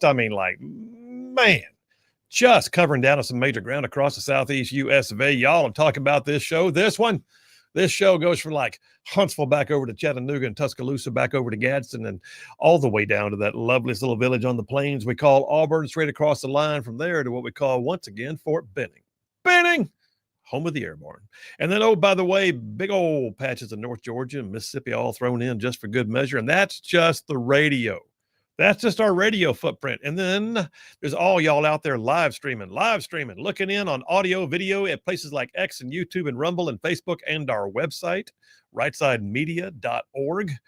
And then, yep, indeed, there's a bunch of podcasters, tons of you, like hundreds of thousands of people have podcasted this show, catching it after the fact, and we appreciate you more than you could possibly know. Wherever you catch the show, I say all that to say, with serious intent, that we appreciate you and we thank you. You're the reason why we even do it. So there's that. Tons of y'all are texting in. I'm going to get caught up on text here momentarily. And I'll tell you right now, I'll do the text line is 833-687-4448. That's 833-68-RIGHT. You can text it or call it. Tell you what, let me get some right now. How about that? I'll do that. Let me back up. If you got any on social media over there, holler at me. All right. Nathaniel from Huntsville said, it's nuts to me that they gave Obama the Peace Prize before he even entered office, and he pioneered targeted extrajudicial executions of U.S. citizens overseas. Yep. Yeah, the guy who won the Nobel Peace Prize then set the record for drone strikes. And so it's like, if one guy is ending a war like the Israel-Hamas war, I think that is well deserved of at least a nomination. Well, let's be honest. What really happened was he got the Nobel Peace Prize because the cult of personality that's exactly so right. enamored of Barack Obama. Being the first black president, being Barack Obama and becoming president got him the prize. Yeah. Kevin from Hartselle says, Phil and JP, go to Pluto TV, which is free. CNN is on there. Please check it out. Why would I do that? Love your show. Okay, Kevin, thank you very much. I appreciate that. Rap from Athens says the M60 was called the pig, not the hog. Okay, I heard both. It's kind of one and the same, pig and hog. I feel like. Yeah, well, we actually called it the pig more often than not, but more than once I heard it referred to as the hog. So I heard both. Longtime infantry guy myself, so there you have it. Nofre from Lexington says, watching these Democrats have to say that Trump did a great job in the Middle East while clenching their teeth is very satisfying. It's also funny. Brian from Harvest says, so it's official that President Trump is the worst racist in history because he made peace deals in 8 different conflicts and none of them are predominantly white nations. Well, I don't know many predominantly white nations that are at war right now, too. I guess Ukraine and Russia. Yeah. There's that. Okay. That was still dangling out there. Yeah, that one I'm a little more pessimistic about. Yeah, that one's got teeth right now. Jerry from Decatur says Goldman, that's Congressman Dan Goldman that I was on CNN with last night, and Jerry Nadler are both Jewish. They hate Trump so much they put party first over anything that is good and right, but I do understand their blindness. Jesus came unto his own, but they received him not. Airborne. Okay, I'm not sure how to break all that down, but I'm not sure where the Jewish part comes in. I guess what he's trying to say is they should be loving the fact that this happened in the Middle East. But they're just because it's Trump that got it done, they're reluctant to give him credit. Yep. Brian from Decatur said, it is my firm opinion that the Democrats are shutting the government down for the sole purpose of causing damage to Trump's economy. It's almost the same as COVID. And the timing is right before the holiday season. This is causing people to constrict their funds and spend less, especially those in the government. Is there a way that if the Democrats want to suspend this indefinitely, somehow they could be overridden with an emergency order? I firmly believe Democrats hate this country. So, truthfully, it cannot be overridden. They could, hang on. I would assume for months if they wanted to, but I don't know of a procedural manner in which they could just do it. And the only way so right now, by the way, right now, it's not that we can't vote on the bill. It's that we can't get to the vote on the bill, because remember how this works. In order to stop debate on the bill when the other side is filibustering or blocking, you have to invoke what's called cloture. Invoking cloture is a procedural element that allows you to end debate. Ending debate requires a vote of more than, it requires 60 votes in the Senate. We don't have 60 Republicans. So the best we're going to get is 51, 52 with the vice president. We're going to have a very small, narrow bill. We need 8 Democrats to join us to get to that. Now, once you get past that and you've invoked cloture, it only takes 51 to pass the bill. Simple majority. We can't get to it yet. That's the rules. On the one hand, I'm frustrated by that. On the other, I am glad to find out there are rules and there's a framework. I mean, you can look at like the game of football. You wish they could just do whatever they wanted to do to get the ball in the end zone, but you realize there have to be rules. You have 4 downs. You have to do certain things. You can't have a penalty issue that arises in the middle of a play. Certain kind of penalties can get you out of the game, like targeting. All these things have to come into play. That's part of how the game is played. Same is true in politics, believe it or not. Joe in Tennessee says appeasement was the policy of both Obama and the auto pen. Remember the money on the Iranian tarmac and the indiscriminate spending? Glad we have a leader who does things like a boss. Joe C. in Tennessee. All right, I got about 4 or 5 minutes before the break. I just saw that I have a phone call. This is off topic. I wasn't going down this road, but I'll go ahead and do it anyway. Is that Kareem? Kareem from Huntsville. Hey, buddy, how are you?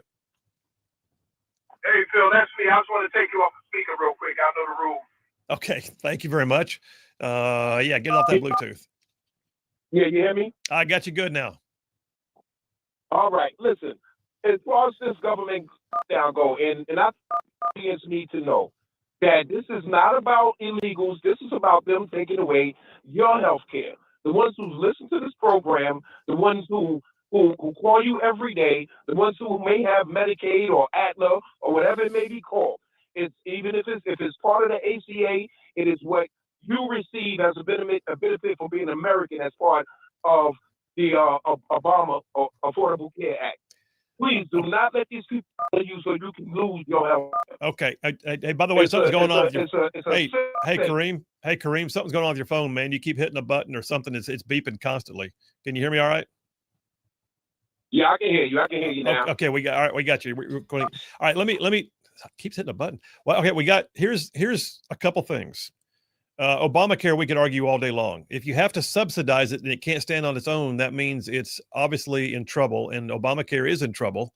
But the other piece of this is the same clean CR that the Democrats voted for 13 times during the Biden era, and they voted for the same CR in March of this year without demanding certain things. Now you've got I know what you're going to say. It runs out at the end of this year. They're talking about the tax credit for the ACA, the Obamacare.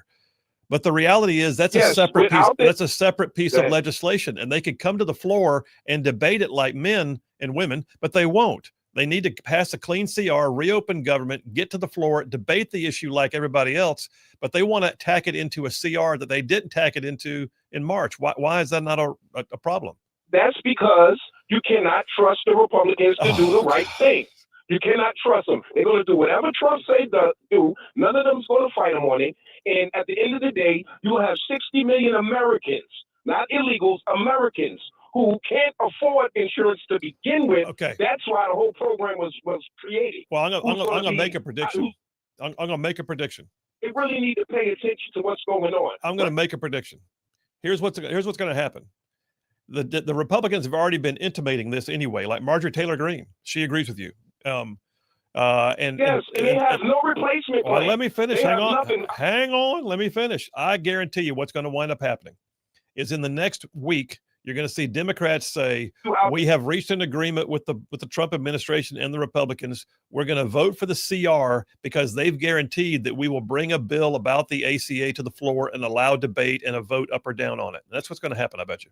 But we know that they voted to cut it doing a big ugly bill. So now this is their chance to get rid of it altogether. We see this. The American people is not stupid.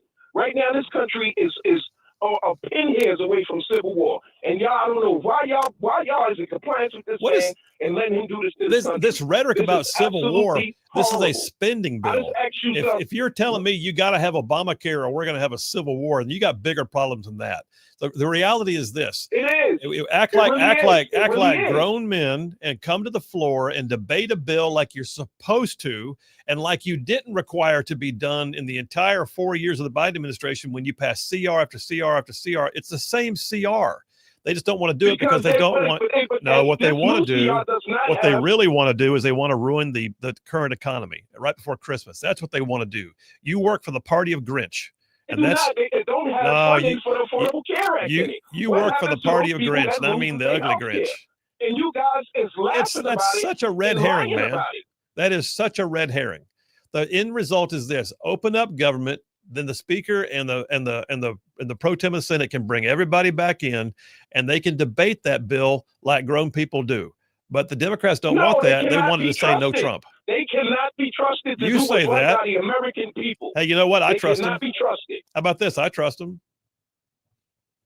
Of course you're going to trust them because for That's some reason right. you think they on your side. And guess what? More than half of America trusts them. On your side because you think similar to them. I don't right listen. now he's putting military and then we all know why he's putting military on the what I'm hearing right now is what I'm hearing right now is that Kareem doesn't trust them. Therefore, that should make all the difference. No, the country doesn't trust them. 90% of they gave me no reason to trust them. They're going to try to get rid of this health care to give billionaires, people who can afford health insurance. Hey, let me let me ask you a question before I have to. Hey, I got to go to a break. Well, you're making it out to be a rhetorical thing, but let me just ask you this as I go to break. When I heard you mention National Guard and Civil War and all that, so when Trump sent the National Guard to D.C., did you hear any incidents? No. When Trump sent the National Guard into L.A. to stop the riots, did you hear about any incidents? No. When Trump sent the National Guard to Texas and they had to help quell the southern border crisis, did you hear of any incidents? No. Here's the end result: is you're screaming. You're a Chicken Little. You are screaming the sky is falling, and it's not. Screaming. That's just my voice. I got a New York accent. That's my voice. I'm not screaming. Well, the bottom line is Okay? you're still a Chicken Little, man. You're still acting like the sky is falling, and it's not. How about this? We reopen government. Is. The Army gets It is. paid. I don't know why all you the people. can't see it. I don't see it. In the end of the day, the National Guard does not want to be there. They do not want to police our own people. Our own children and stuff in the military do not want to be there. You know so what? When you see them, You're please wrong. treat them with respect. I Please feed them. I agree Give with them, that. Do everything you I need agree to with do that. to keep them, because at the end of the day, they're going to protect us and not him. I swear by God on this. And so what you just said was they're going to protect us, which is what they're doing. Got to go. Got to take a break. Chicken Little. My God. All right. Here's the end result. Democrats need to reopen the government. Then they can debate the bill like grown-ups do. They don't want to do that. This is a tantrum, and you're watching it happen in real time. In the meantime, government employees aren't getting paid because of it. That's what it boils down to. Phil Williams, Rightside Radio. We will be right back.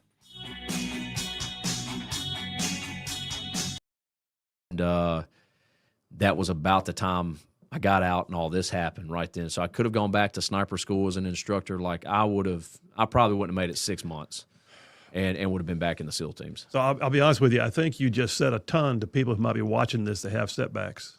Yeah. I think without meaning to, you literally said a ton to people. But if you had to like turn and face somebody who's facing setbacks and say, here's how I view things, what would you say? The Lord just used that direct to keep me out of what my natural inclination was, because he had a different route for me. Now I could be wrong on that, but that's what me and my wife believe. I would have been back in the teams. She would have been here going through school. We would have been apart. We wouldn't have had we had a miscarriage on our first child, and then we wouldn't have had our second child. So we wouldn't have had either of those that we dealt with. We wouldn't have met the people that we met. Our life would look different, and I very well could have been in. I could have been with any number of my buddies who have died between now and me being out. Now we look at that, and I would gladly take their place. Don't get me wrong on that. I would take any of my buddies' place who have died, but my wife might not be as willing to give me up. My daughter's definitely not. And so it would have changed our life tremendously. There was a song that reminds me. I'm chasing a rabbit again briefly, but there was a song that came out. Amy Grant, one of the early leaders of contemporary Christian music, she had a song called "Angels Watching Over Me," and it was all about the things you can't see them happening, and you have no idea they happened to prevent the things that could have happened. Yeah, that's and like that's the reckless it. car that ran out of gas before it came my way is one of the lines in the song. Or I would have. Let's say I would have stayed in. Let's say I would have stayed in and I would have gone over to Green Team and gone through it. There's a good chance that this untreated, what I had untreated, that's right, would have shown up in the strenuous, in the worst places. 6 months of selection process at Green Team, and it could have killed me. I mean, I could have. It would have been one of those things where you push through it, and you never get seen, you don't know what's going on, and you wind up dying because of it. Just on the training side. So. Again, I don't know what happened, why it happened, but whatever's going on in your life, is it God directing you in a certain place? But then there's the other aspect of it. A lot of issues we have ain't got nothing to do with God. It's got to do with us doing the opposite of what God wants us to do, and that could be it as well. All right, let's move into current day. So you get out, and I see both your businesses. You got the Shooting Institute, and you got Covenant Rescue Group. The Shooting Institute, I can look at it on paper and go, dude's got transferable skills. I mean, he comes off active duty to the teams, doing the things he did, and now he's training other people to do the things that his hard skills translate into pretty easily on the civilian side. And then there's Covenant Rescue Group. And you guys are doing an amazing amount of interdiction work and training law enforcement to interdict sexual offenders and traffickers and that kind of stuff. you talk about both of them, but I really too I want to get down to how did Covenant Rescue Group happen? Whose idea? Whose mission mindset was that one to say we're going to do something in that arena? It was probably my wife's more than anybody's, but the Shooting Institute started actually before I got out, and it's going through all this stuff. Me and a buddy of mine out of Indiana, Troy D. Hart, I mentioned him earlier. We started the Shooting Institute, and together, and he kind of ran it, and then the business became what it was when I got out. And the Lord blessed and grew. Did law enforcement training, then started doing DoD contracts, learned how to write DoD contracts, finished my MBA online kind of during that time frame. Learned how to write contracts, met a bunch of people, met a guy named Ed Acosta out of UAB who helped me write contracts and obtain some of my first prime contracts to the government, did a lot of subcontracts to JSOC and for the enablers that were supporting Delta and SEALs. And then finally I got picked up for a few special forces units, just continued to grow. Like it wasn't just like, hey, we're doing some civilian classes. It went from a few civilian classes all the way into now. I'm back and doing training for the SEAL teams. A buddy of mine from SEAL Team 4 hit me up the other day, say, "Hey, can you run a concealed carry course for us if we bring you up sometime middle of the summer, depending on what funding looks like?" So I say that to say, the Lord just opened the doors and blessed TSI, and we were doing really well. The TSI, the Shooting Institute, started doing security stuff. DB8 is the Security Institute because they didn't like the word shooting in a lot of it with these schools and all. So we would write reports for schools. We would write reports for churches. We would look at their insurance policy, talk with insurance agents, get a riders on their policy to cover whatever exposures they had. You're familiar with some of that stuff with what you've done as an attorney. So a lot of it wasn't even the skill set that transferred over. It's just something we learned to do, something I learned to do in my MBA, write reports, and just started.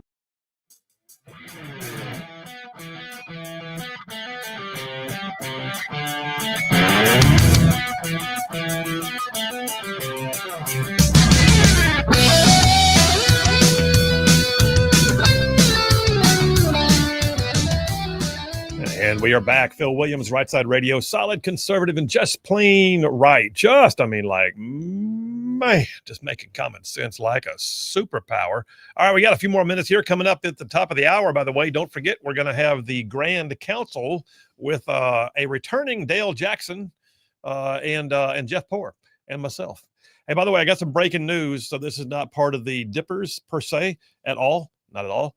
But breaking news as of like right now, and I'm trying to get some details on it.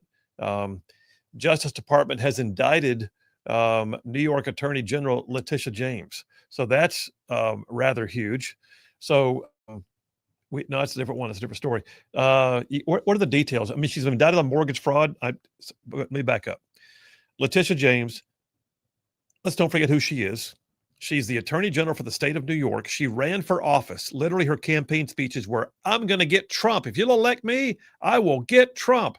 I mean, that was her campaign platform. And then she got elected, and she went after Trump and tried to bankrupt him. She was able to get a judge in New York to agree that Mar-a-Lago had in some way been overvalued. And they gave it an undervalued estimate of like $18 million when it's worth God knows what. It's an incredibly stellar property worth way, way, way more than that. And then on top of that, she tried to claim that he had fraudulently done bank records in order to get loans, all of which had been paid off, and none of which a bank had ever complained about. None of them had been defaulted on.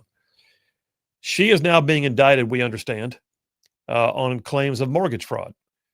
Because what Letitia James did, the one who was going after Trump about banking, what she did was apparently she bought a house in either Virginia or North Carolina, I can't recall which, and she claimed it as her primary residence because there was benefit in doing so to her, while she actually had a primary residence she had already claimed in New York.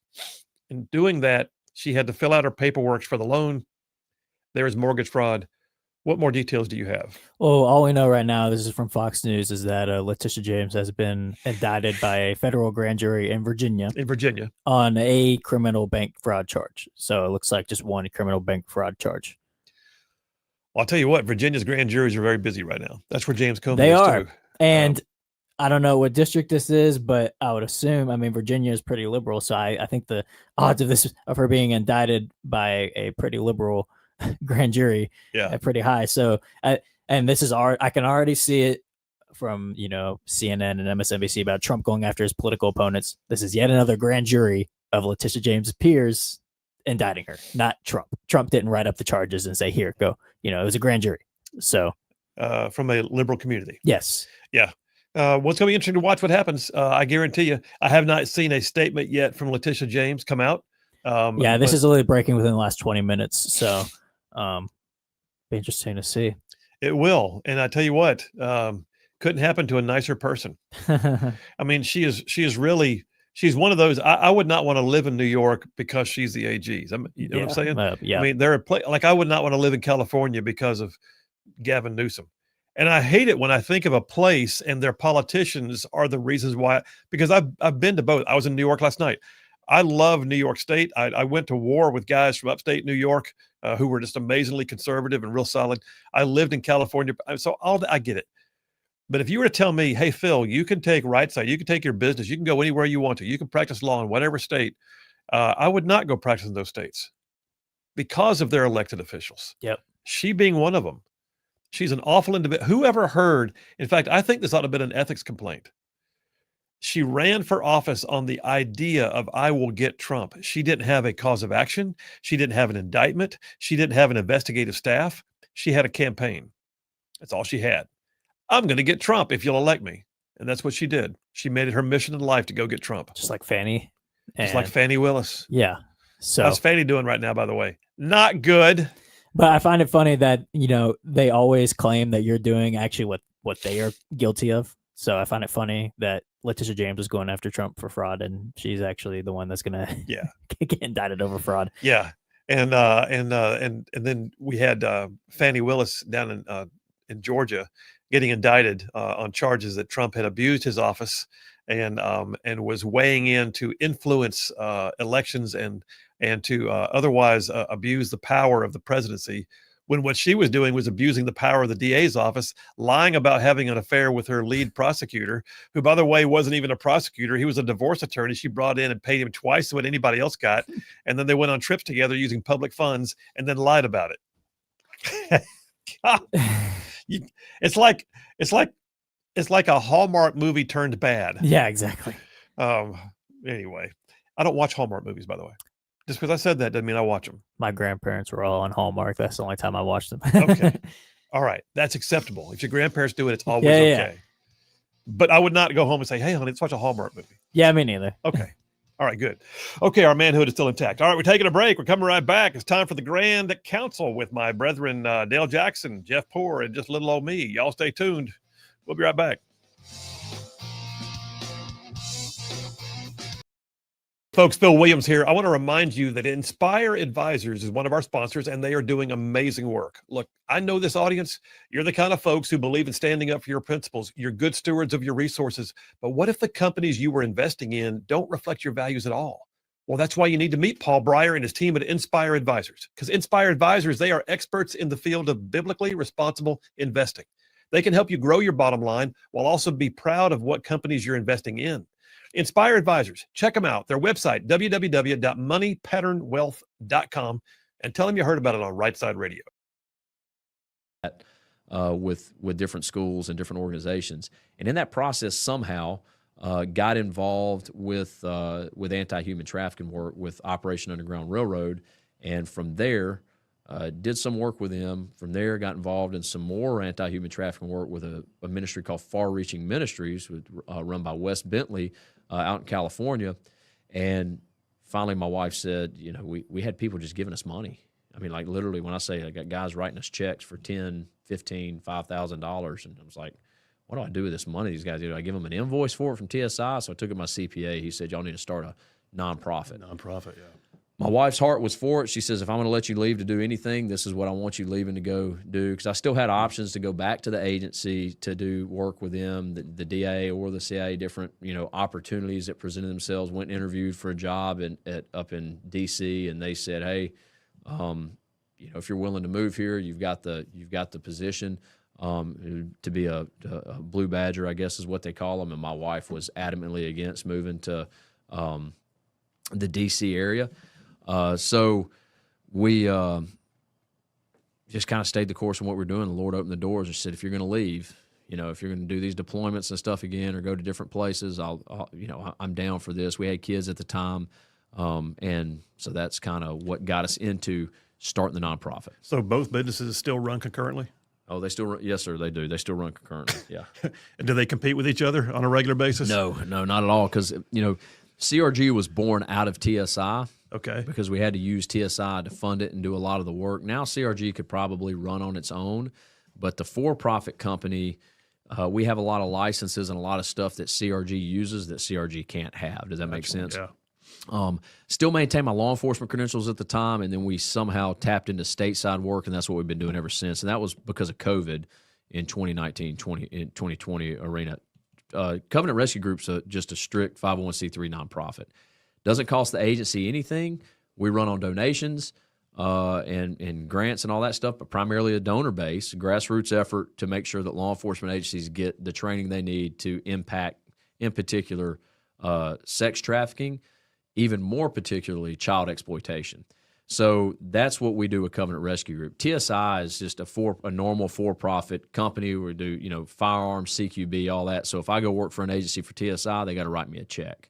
And that's kind of how we work. CRG, I mean, there's a murky subculture out there that bad things happen on a regular basis that a lot of the world doesn't even see. It runs under the table. Yeah. And you guys, and I know because you've been on my show a bunch of times, and you've also, I see you in press releases all the time. I can't tell you how many times I've picked up the paper, seen a sting happen in so-and-so county or so-and-so state, and CRG was in the middle of it. You guys actually train, but you also assist. Am I correct? Yeah. So it's you would be familiar with this. It's definitely a Green Beret type, model, or a ground branch type model, or something where you have a combat advisor overseas, and you might be working with the indigenous forces, and you're training them, teaching them what you want to do, and then you go hit a target with them. Well, you're very much involved. I'm still, strapped. Got my heater and everything running in with the boys. It's just the boys are a bunch of Yemenis guys, a bunch of Afghanis, a bunch of whoever they are, right? Afghan National Army, the commando mission, you have one operator, maybe two operators, and 10, good guy Mujahideen fighters, right? 10 Muj going in to take down this target. That's what we did. We do the same thing with local law enforcement. We have our team of individuals, which normally consist of about 10 folks total, that work with takes normally about 20 folks total from an agency. Some agencies will have more, and some agencies will have less, and we'll have to bring more people. But we train them on how to do it. Then we set up a live operation and show them that what we teach actually works, and that's what leads to arrest. Now, it is a training environment. So when they do a press release, we arrested 10 guys, let's say. We average about 10 per operation. That's the average across the year. Some will do 17 and some will do 6, but the average is 10 across the year. We do that operation with those local agencies. Out of that, they might get more cases. The feds might be able to adopt a case if they want to. So they'll still have more stuff they'll have to work on, and we'll follow up with them and see what they need help with. But the initial thing that we do is train them how to target people who are specifically looking to buy or sell kids for sex. And then they can then do it on themselves for other options. That's our goal. We want to work ourselves out of a job. There's 18,000 police jurisdictions, whether it's sheriff's office, municipality, whatever, across the nation. 3,100 sheriff's offices. We'll never hit all of those jurisdictions. Been any one of those particular ops that sticks out in your mind as one that just like stayed with you, like you saw or understood? No, not necessarily. I wasn't on this op in particular, but I mean, I was working it. One of our other guys was on it, and we set up the training and did it. But this guy, after they arrested him, showing up for a 14-year-old girl, they found that he had he had video and images of him having sex with his own 18-month-old daughter on his phone. So we ripped the phone. We had that. So now we have a child pornography production and distribution. And the feds adopted that one. Obviously, that's. And I hope he went away for a while. Yeah, he did, and that's the only reason I can talk about that case, because its disposition is over. I want to say it was dealt with probably 2 or 3 years ago. So you helped them actually build the case to make it yeah, that's what we're doing. We're admissible in evidence and everything else. Yeah, so our goal was to teach them how to build a solid felony case. Let's use state of Alabama. That's where we're sitting, and it's easier for me to memorize. State of Alabama, we're looking for 13A6, 122, 124, traveling and solicitation of a minor with electronic device, and then 152, 13A6, 152 is our human trafficking charge. You were actually part of that when getting that legislation passed. Recently, a couple years ago, went down with a couple other representatives, Miss Donna Givens out of South Alabama, and got some wording in that legislation change to better help us utilize the human trafficking law for attempted human trafficking. Right, these individuals believe they're buying believe they're buying a 14-year-old, or let's say they're selling, a 12, 13, or 14-year-old to one of us. They believe they're going to sell a child. They're selling it to a law enforcement officer. We're able to roll those individuals on an attempted human trafficking now because we just changed the wording a little bit. So we work on the legislative side to. The dude just said solid, conservative, and just plain right. All right. Well, it is, I was about to say the middle of the week. It's not the middle of the week. I wasn't here for the middle of the week. I was on a hiatus. So we didn't get to do the Grand Council yesterday, so we're going to do it today. So I appreciate the flexibility of my brethren. Let me call the roll. Down south by the Gulf of America, FM Talk 106.5 in Mobile, host of the Jeff Poor Show, 1819 News' editor-in-chief. Jeff Poor, are you there? I am present. You are indeed. And back from a long hiatus, here he is, host of the Dale Jackson Show on 770 AM, 92.5 WVNN out of Huntsville. Also does cool stuff with Yellowhammer and other things. Hey, Dale Jackson, you're here. Oh! You are indeed. Stand at ease. All right. I'm calling it. We got a quorum. Hit it, man. Assemble the Grand Council.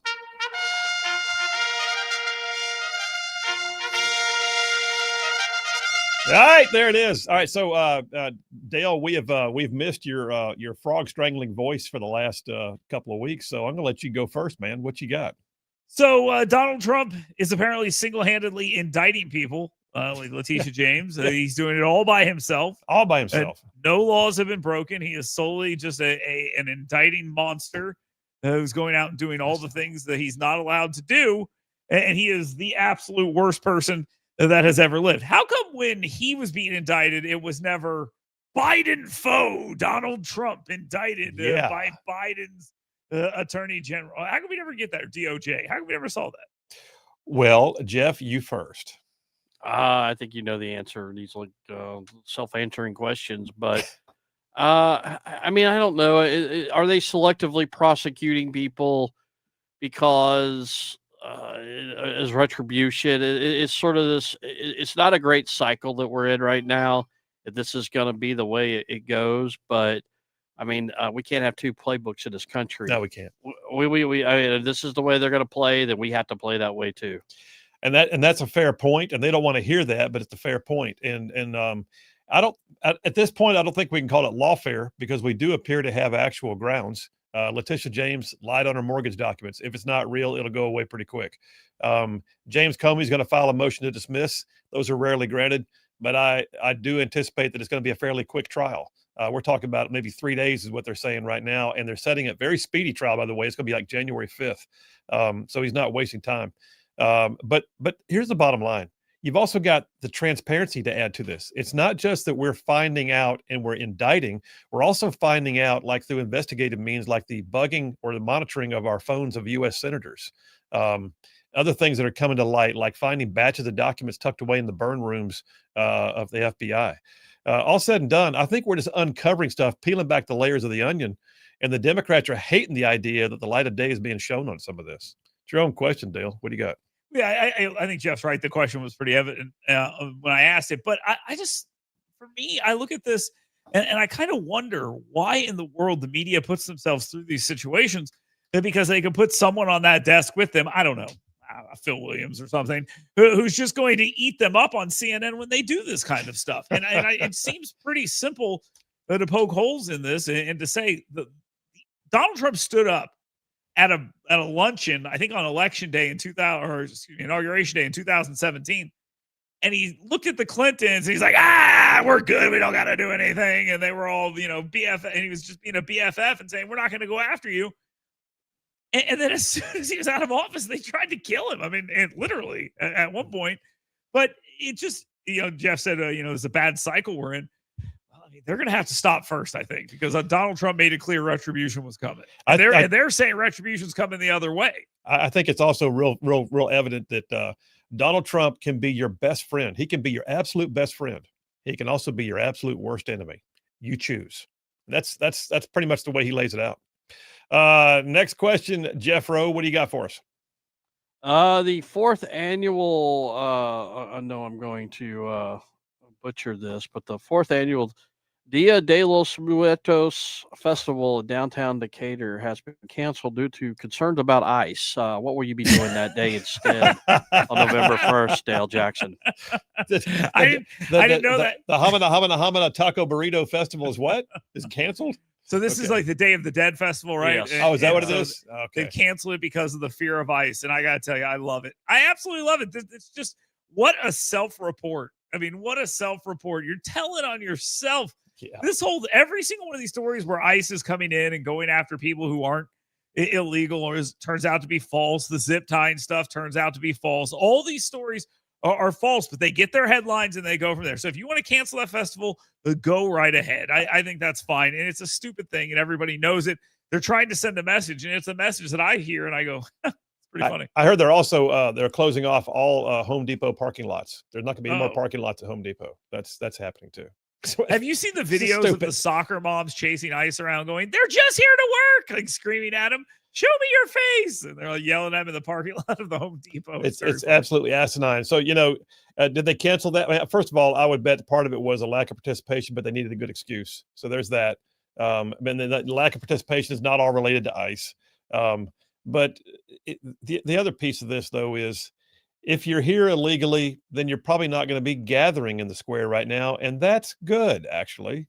What's happened is the tone has been set, and the self-deportation mode is actually in play. And I the left can't stand it. But what's happening is if they're doing raids in Chicago, and people in Huntsville or Madison or Decatur are canceling their Saturday events, that has set a tone that nationwide, self-deportation might not be a bad idea. I'll take it a step further. In Memphis, I was talking to a talk show out of Memphis, and he said that even before the National Guard gets there, like when the federal agents are there, he said, it's a nicer place, crime's down, people are on their best behavior. And again, you're just telling on yourself in that situation. Because now your city is able to get under control as long as somebody tries, and you have all these people who are saying we're not going to go out and cause trouble because the cops are here. And it's like, yeah, that's exactly what deterrence is. Yeah. All right. Third question. Let me ask you this: the intolerant left. All right. So it's always about diversity, equity, inclusion. Everybody's welcome until they're not. So we had a situation happen here fairly recently, last night actually, or maybe the night before. Movement Church in Madison was defaced because Brian Dawson of 1819 News is the guest speaker tonight at a TPUSA event being held at the church. And the Antichrist. And he's also the Antichrist, according to the graffiti spray painted on the outside of the church building itself. I've been to this church. It's a great church, wonderful people. First of all, I'll give props. The church is not backing down. The church is like, whatever, man, we'll clean the paint, and we're also holding the event. But is there any low to which the left will not stoop in an effort to prove their lack of tolerance? Jeff, since it's your group, 1819 got attacked here. What do you think?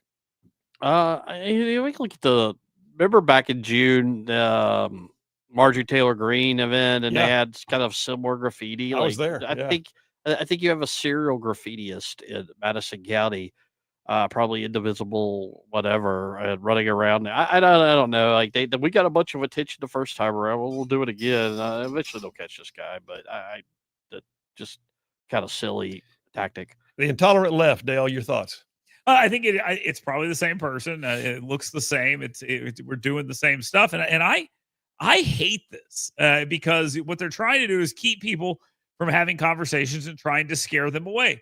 That's all it is. And they are incapable of winning in the argument of ideas. They go out there and they scream and they yell and they want to silence people. And I'm telling you, this whole thing is bad. And I'm glad they're holding the event. Stick it right in their face. You hear this stuff all over college campuses. Oh, we're canceling it because of security reasons. Well, what does that mean? It's not a safe event. Why? Like, let's go through the reasons. The reason it's not a safe event is because the people that want to attack the event, or whether verbally or maybe even physically, are coming from the left, and they're just trying to shut you down by threatening violence. And I'll tell you this, Brian Dawson, and I work for a competitor at 1819 Yellowhammer, and I'll tell you, Brian Dawson's story is one that is, I think, his religion is a pretty big part of it.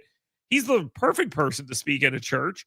And to me, I don't understand why you would want to stop that. If you don't like it, just don't go. And this thing's gotten way more attention than the media was going to give it if this attack did not happen. That's first thing. Secondly, some of the cowards in the media, the way they've covered this, I've seen them go as far as saying things along the lines of the person who would be speaking at the event was referred to as the Antichrist. I'm like, come on, don't just say, we're not saying their name. The guy's a victim at this instance, and you're not saying his name is ridiculous. Well, I think the results that I hope come out of this are that the event has a greater attendance. B, I hope that Sunday morning at Movement Church they have greater attendance, and then C, 1819. I hope you guys get a huge boost out of it.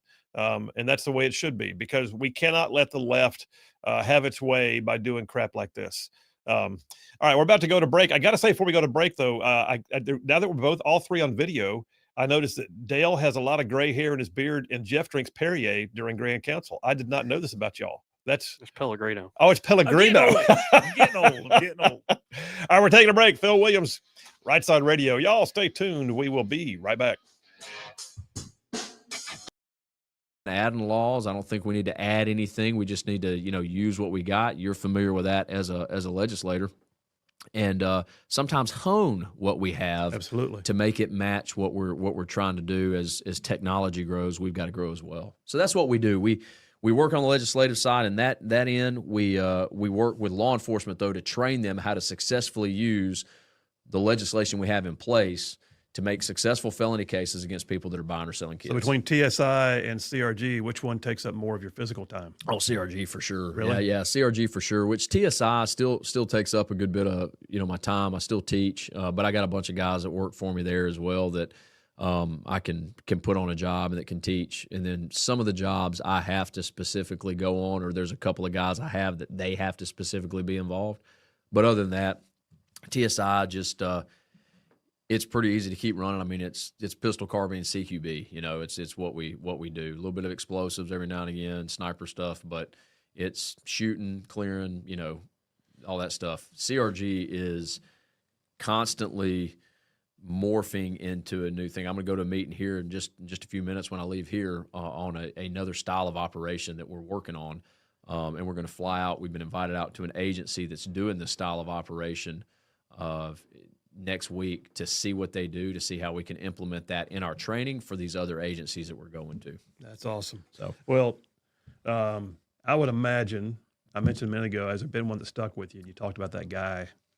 Does it make you want to hold your kids a little closer when you go home? Oh yeah, man. I mean, it's, I don't get emotional about much of anything, but I get emotional thinking about my kids and some of these individuals we arrest that think they're buying a kid. Some of these individuals that we arrest that are negatively impacting children around them, their lives. And, I would hope that somebody, if this was happening to my girls, if I was dead and this was going on with my girls, I would hope that somebody would help them in this process, would do it. I can't imagine, I can't imagine some of what I've seen happen to these children. Yeah. I can't imagine somebody willing to do that. But we live in a sin-fallen worworld. It's 100% human nature. It's sin. There's no there's a stupid country song. I hate it. They say I believe all people are good or something. You know what I'm talking about? Y'all know what I'm talking about, fellas. You know what I'm saying? Yeah, maybe you can play that while I'm talking about it. All people are not good. That's actually the antithesis of what the Bible says. Exactly None is righteous, no, not one. And this is literally the outcome of who we are, being able to be who we are as flesh, sin-filled humans. And the only thing that fixes it is the person of Jesus Christ. It's flesh unchecked. Flesh unchecked is always going to be a bad thing, and we see that happening. I see that happening in some of the darkest elements of society with what these guys do to kids and women too. Men are primarily a consumer. Anytime we roll women, they're generally speaking a distributor. They sell. Even grandmothers and mothers sell their own. Selling their kids. So part of my eclectic resume, as we get towards the end here, but part of my eclectic resume is that I spent the first 10 years out of college working full time with kids in ministry and in counseling, and I worked in an adolescent treatment center for a period of that time. And every time I thought that I'd seen the worst that a world could do to a kid, another kid would come in and it'd be worse. 100%, man. And and you got to stay in the fight. That's right. Yeah. Yeah. So let me ask you this, just in closing. We've talked about a lot. I can see your heart. I can hear you talk about your family. I can hear you talking about your career, the things you care about, you're passionate about. But your little girls, if they had a chance, if God forbid something happened to you, and 10, 15 years from now, they were able to watch this video, what would you want them to take away from it? Dang, man, that's a heavy question. No, I mean, first and foremost, I want them to know that I love them, that anything that I do is in the person of Jesus Christ. That is the most important thing. If there's anything they can take away from their daddy, it's who you need to be in the person of Jesus.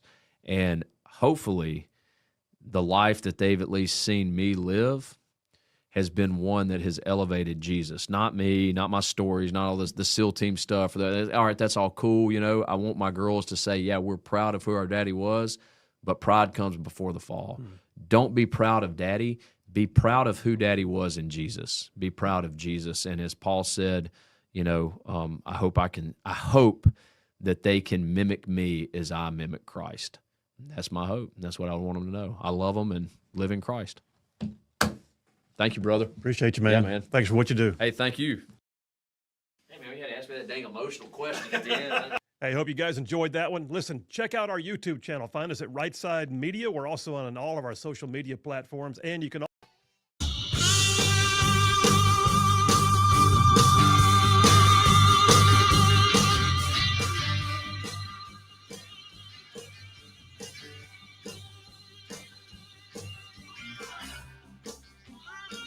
And we are back. Phil Williams, Right Side Radio, solid, conservative, and just plain right. Pulling pins on truth grenades. All right, we're going right back to the Grand Council with two of my brethren in talk radio, Dale Jackson, Jeff Poore. Round two, first question. Dale, what you got? I spoke with Steve Marshall today, the Attorney General running for Senate as well, and we were talking a little bit about a poll that was out. And Jeff, I think you and I talked about this earlier this week. Phil Williams won't come on my show regularly. I don't know what that's all about. Don't recall being invited anytime in recent history. Go ahead. I got you into the business. Come on. What are you talking about? We know there's a poll out there. At least there was one that had like Bruce Pearl and AJ McCarron, and I believe it had Paul Feinbaum in it as well. That's been polling for a while. What were the numbers? Does anyone know? That's number one. What numbers came out of that? And who's the next sports figure to decide they want to take a crack at the Senate? Is it Cam Newton? What are we going to do? I was just about to say Cam Newton, but I want his stupid hat back in Alabama running for office. That'd be awesome. I mean, if he could wear the hat while he takes the oath of office, that would be amazing. Who's going to come? I don't know. First of all, I'm still wondering what's up with Feinbaum. I mean, it got more real because he got into his tussle with Disney. And I also see that he's been up in DC having some meetings. So something's fairly real on it. I really kind of poo-pooed the whole idea at first, and I'm through poo-pooing. But I don't know what he's going to do. And I question why he would leave what's obviously a mega millions contract, I'm sure, to go do this. And then AJ McCarron. Is AJ McCarron even formally entered campaign land, or is he just kind of talking right now? I haven't heard. Jeff, weigh in, because you always seem to have the ingredients to the secret sauce on this. I heard he was telling a lot of people at Spiro Charagotis's. You're talking AJ? But AJ McCarron at Spiro Charagotis's victory party a couple weeks ago that Lieutenant Governor looked like a reasonable option here. There's some residency questions, but I don't know. I mean, we're pretty sure AJ McCarron is an Alabamian, and I don't know what they'd have to do to challenge that, establish residency. Maybe he registered to vote in another state or something, and that might be a problem. But we'll see. The other on the polling, the polling I've seen just shows kind of really high name ID, and then they put them up against other candidates, and Feinbaum and McCarron just pull off the charts. They just do. And I think that's probably soft. You could eat at that, but no, it's a real thing. There's something going on here. They really, really are scrambling around for whatever reason, looking for a Senate candidate to run in this. There's some Washington D.C. types who just started enamored with the current field. Is there bad blood with Steve Marshall? That's what I was going to ask. I'm missing. What I don't understand it either. Now, look, I mean, you could probably look around and figure out that there's, who might be pushing this, but I don't know. I've asked the same question. I haven't really gotten a good answer. Okay, well then that's interesting. So I've had Steve on my show here recently too, and things seem fine. I mean, he's rocking along, and of course he's you're not going to get the downside from the actual candidate himself. But at the same time, I look at the candidate, the fields we got right now. Morgan Murphy just jumped in, and you got Jared Hudson, you've got Barry Moore, and you've got and each one of them has a different facet to their background that's unique and different. All of which are pretty unique and good candidates of their own. And the idea that we're going to throw another 2 or 3 in there because somebody can't find something to be satisfied with that group, I just Well, question I just for some reason, and you could go back to 17, right? They didn't want Del Marsh. They tried to force Luther Strange on us. Remember? And then I'm telling you, it was Washington D.C. that really the Washington Post with Roy Moore and keeping him out of the Senate. 2020. Bradley Byrne and Tommy Tuberville, last minute, they put together an effort to draft Jeff Sessions and they get him on the ballot. I guess they were pretty happy with Katie Britt with the Shelby connection, but there's always been that component, the Senate races here in Alabama. Dale, your own question. What are your thoughts?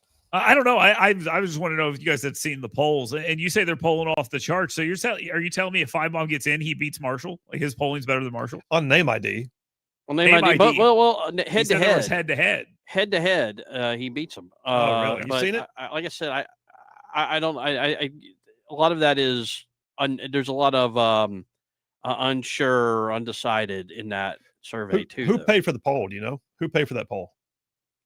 That's another good question. I know consultants have just what I think it was kind of they were testing the waters here to see if it was viable, and what they were doing, what it looked like to me. I don't know who paid for it, but what the polling looked like to me is they were just trying to find something that would stick to the wall besides Steve Marshall and Barry Moore. It's just wild to me. All right, real quick. We got about maybe a minute? 1 minute, Jeff. Short question. What do you got?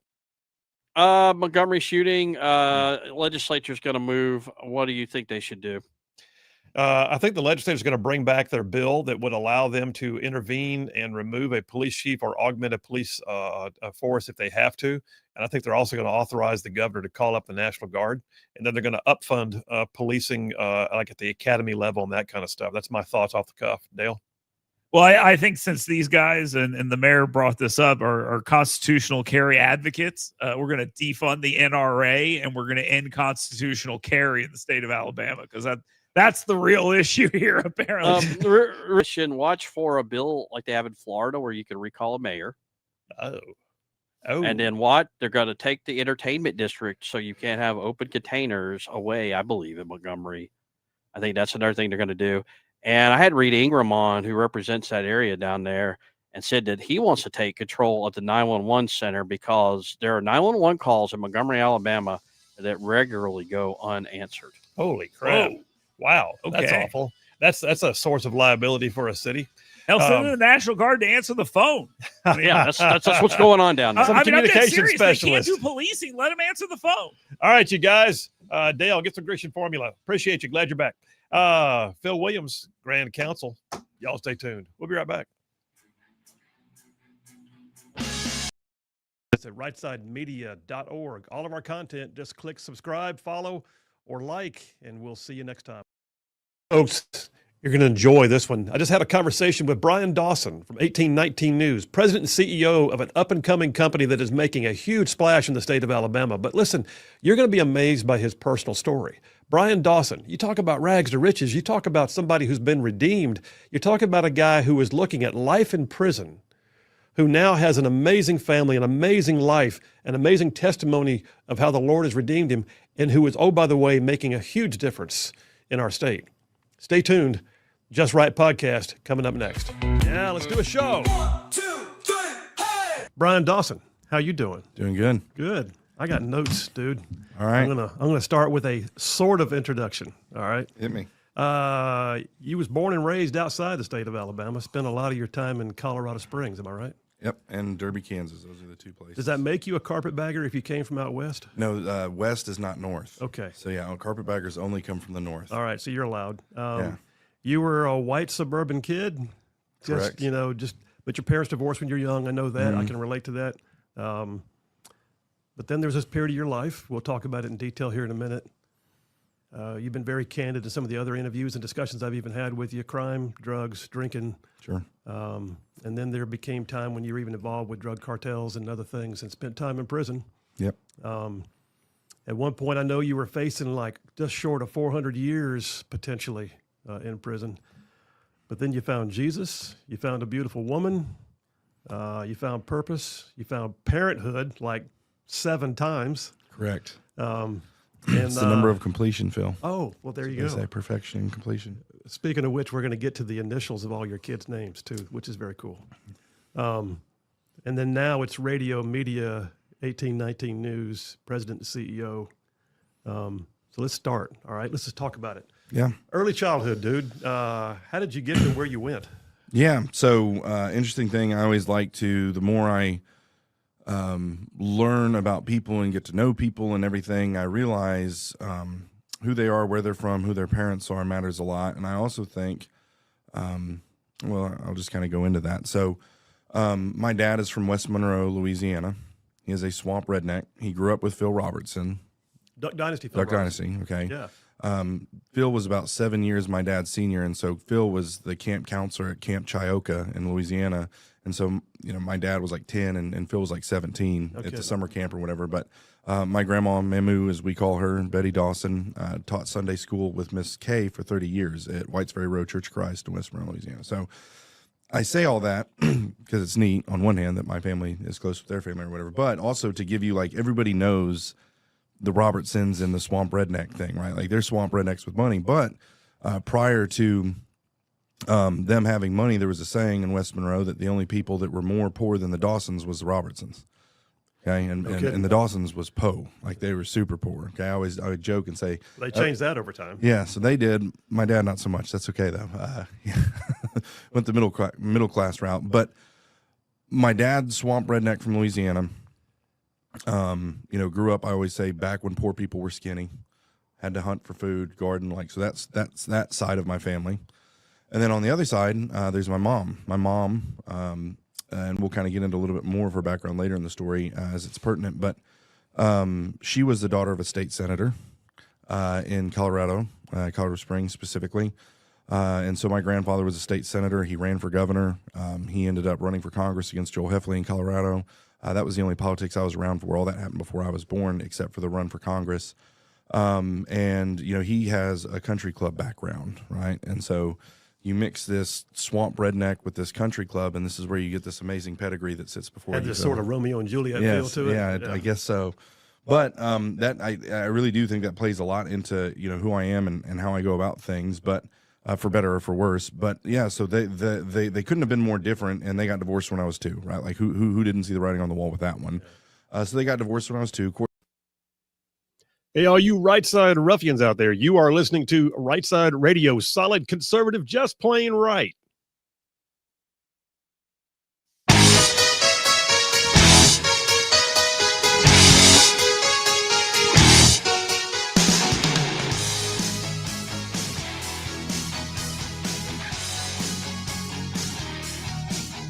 And we are back. Phil Williams, Rightside Radio, solid conservative and just plain right. Just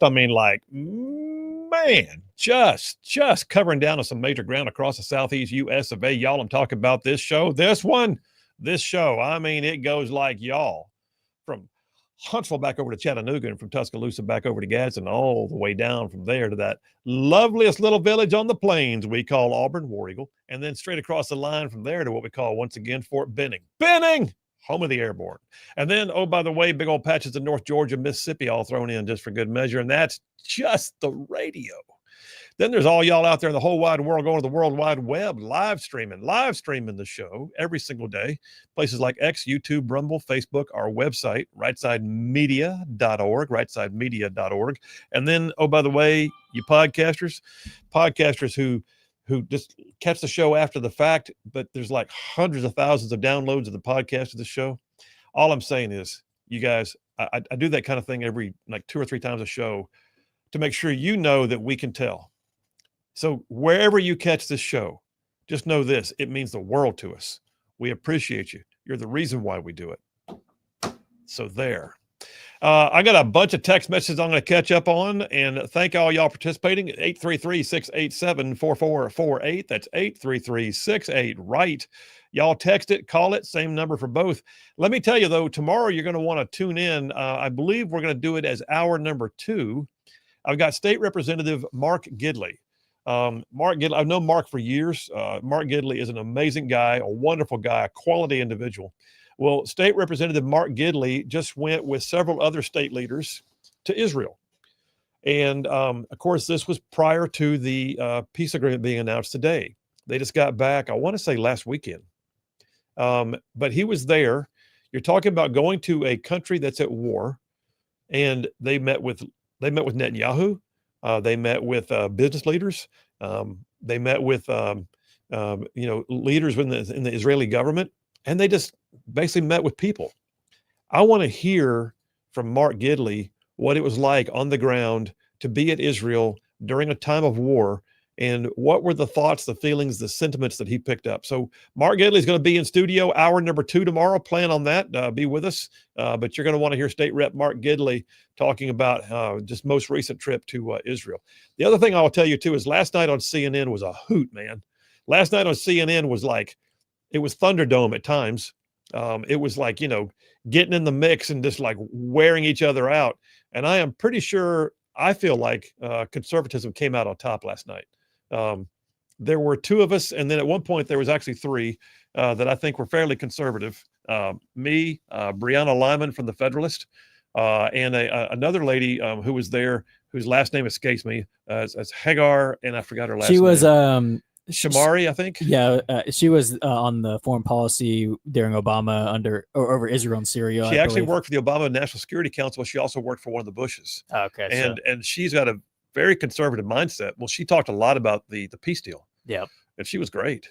Anyway, what I'm trying to say is, JP has been posting clips from last night on our social media, and they are going viral in some of them. And lately, that's been kind of fun to watch the numbers. We just had one of the numbers from last week's hit on CNN hit 164,000 views.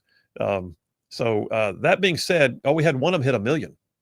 So almost 1 million. One of the accounts, the bigger accounts that posted your back and forth where you brought receipts. Oh yeah, I think that one has at around like 980,000 or so. But that same clip on your Facebook is at 265,000 views. Whoop, whoop. So yeah. Well, go check them out. You can see it at my Twitter. My X feed is at Sin SSEN at Sin Phil Williams. Go to any of our X or Rightside media accounts like Facebook or X. You'll see them all there. But it is yesterday. Last night was something. I was giving it to them. And by the way, Fox News picked up one of my exchanges and ran it today on middle of the day show with John Roberts and asked the head of the Border Patrol Union to comment on my comments to Congressman Dan Goldman. The guy was Greg Bavino. Greg Bavino, yeah. All right. That being said, we got to do some text messages. You had something over there on social media. What do you got? I thought this was an interesting comment. It's from your buddy Animal, who's still watching the Facebook live stream. Animal. But he brought up a good point. With Letitia James, now this makes the Virginia's AG race. It gives it even higher stakes. Because Letitia James being indicted in Virginia, does that make this AG's race in Virginia with Jay Jones, who had this text messages leaked? Not legally. Not legally, because that's a state AG and these are federal indictments. All right. So not legally it doesn't, because the AG's office won't have any play in what goes on with Letitia James and her federal indictment. All right. But here's what it does do. It brings the rule of law into the public discourse way more. Mm-hmm. You see what I'm saying? Yep. So Animal's right on that one.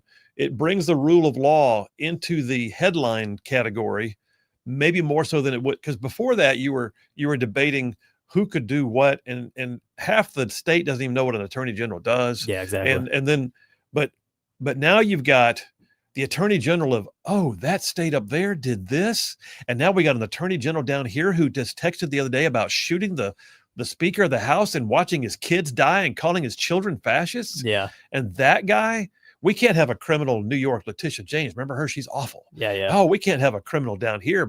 So that's what it's going to do. It's the court of public opinion. So yeah, legally speaking, no.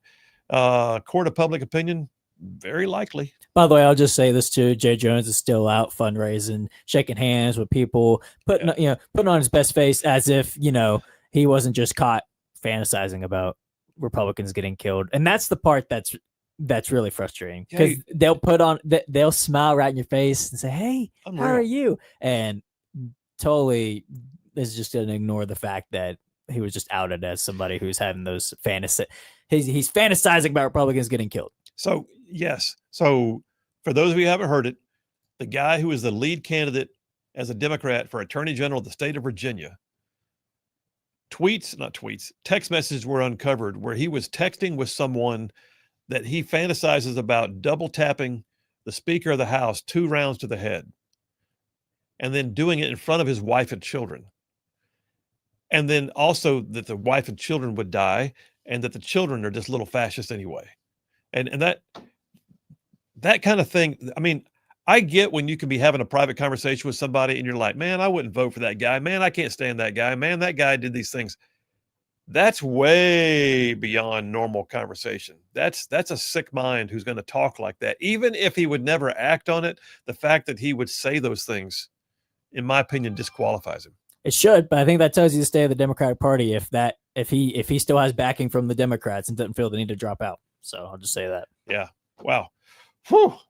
Any more on your side before I jump into the text messages? Good. Scott from Athens says, I'm not certain that Liberty vote buying Dominion, strange coincidence, is a good Liberty. Okay. That all ran together. I guess this is a whole different topic that I wasn't prepared to talk about, but a company called Liberty apparently is buying Dominion. Strange coincidence. I prefer hand counting. Okay. I agree. Wow. Was this like free for all Friday? What are we doing here? So Fritzy from Huntsville says, Colonel, consider changing the Grand Council to the Gray Council whenever you have Dale Jackson present. He was gray. Did you notice that? I saw a lot more gray in that beard than I was used to. Yeah, but then again, we don't see Dale every day regularly, so that's true. He has a face for radio. Tom from Decatur says, "Oh, this is a long one. I can't." Okay, well, I'll break. I think that was a copy and paste, but he's saying that he's hearing that the Fed prosecutor in Virginia is apparently not going to go through with the charges on Letitia James. Interesting. Well, that would be a U.S. attorney who is probably the same U.S. attorney that has been appointed by the Trump administration who's handling the James Comey affair. And so if the federal indictment has already come down from a grand jury, you know what's interesting, though? Now that we say that, all we've seen so far are news reports that it is being said that an indictment is pending or is about to happen. But we have not seen an official announcement, have we? No official announcement, but I mean, the Reuters, Fox News, so they're all saying that an indictment has been placed. But nothing official yet. But I would think if like Fox News and Reuters are saying it, I would think it's pretty solid. Interesting. Okay. Dave from Capshaw says, having both Jeff and Dale on video instead of phone calls is a huge improvement. I agree. I like it. I think it's far more engaging. Yeah, I agree. Yeah. And I get to see Jeff drink his Pellegrino from a big green bottle. Matt from Madison says it's okay to watch a rom-com like Hallmark movie once in a while. Keeps you in touch with your feminine side. You do you, Matt. No, can't do it. Sandy from Harvest says that was funny as crap about Hallmark movies.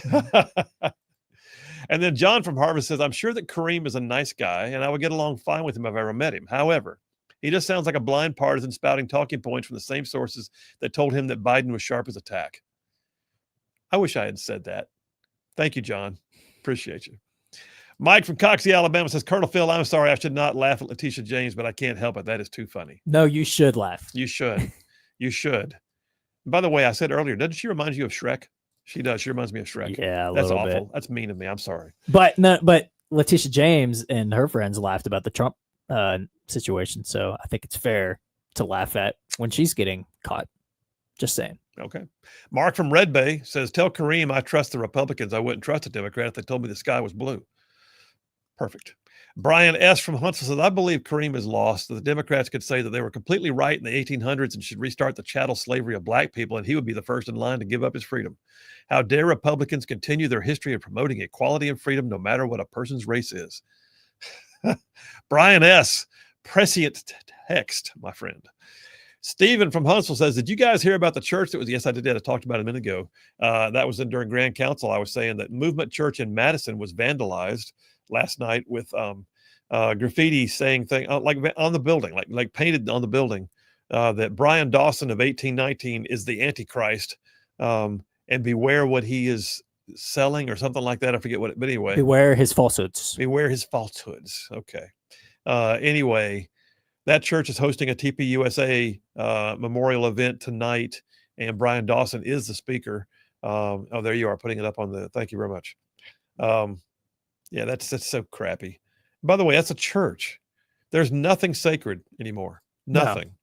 And I mean, we've both met Brian Dawson. We did a full podcast with Brian Dawson on his story. Yeah, good one. If there's a genuine Christian testimony, like the redemption value, yes, like Brian Dawson embodies it. Okay, so trying to say that he's the Antichrist, I think that honestly kind of is a testament to how good of a Christian Brian Dawson is.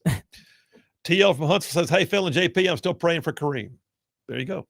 He should already know that talking fast and loud doesn't make a person correct on the facts. Kareem should also understand that the problems with Obamacare were known before it was enacted, and Obamacare passed regardless of the warnings. The mess needs to be cleaned up. We should not keep throwing trillions at a failed program. Happy Thankful Thursday. There you go. I can't get them all, but that's the text message for now. I got to go to a break. Phil Williams, Right Side Radio. Y'all stay tuned. We'll be right back.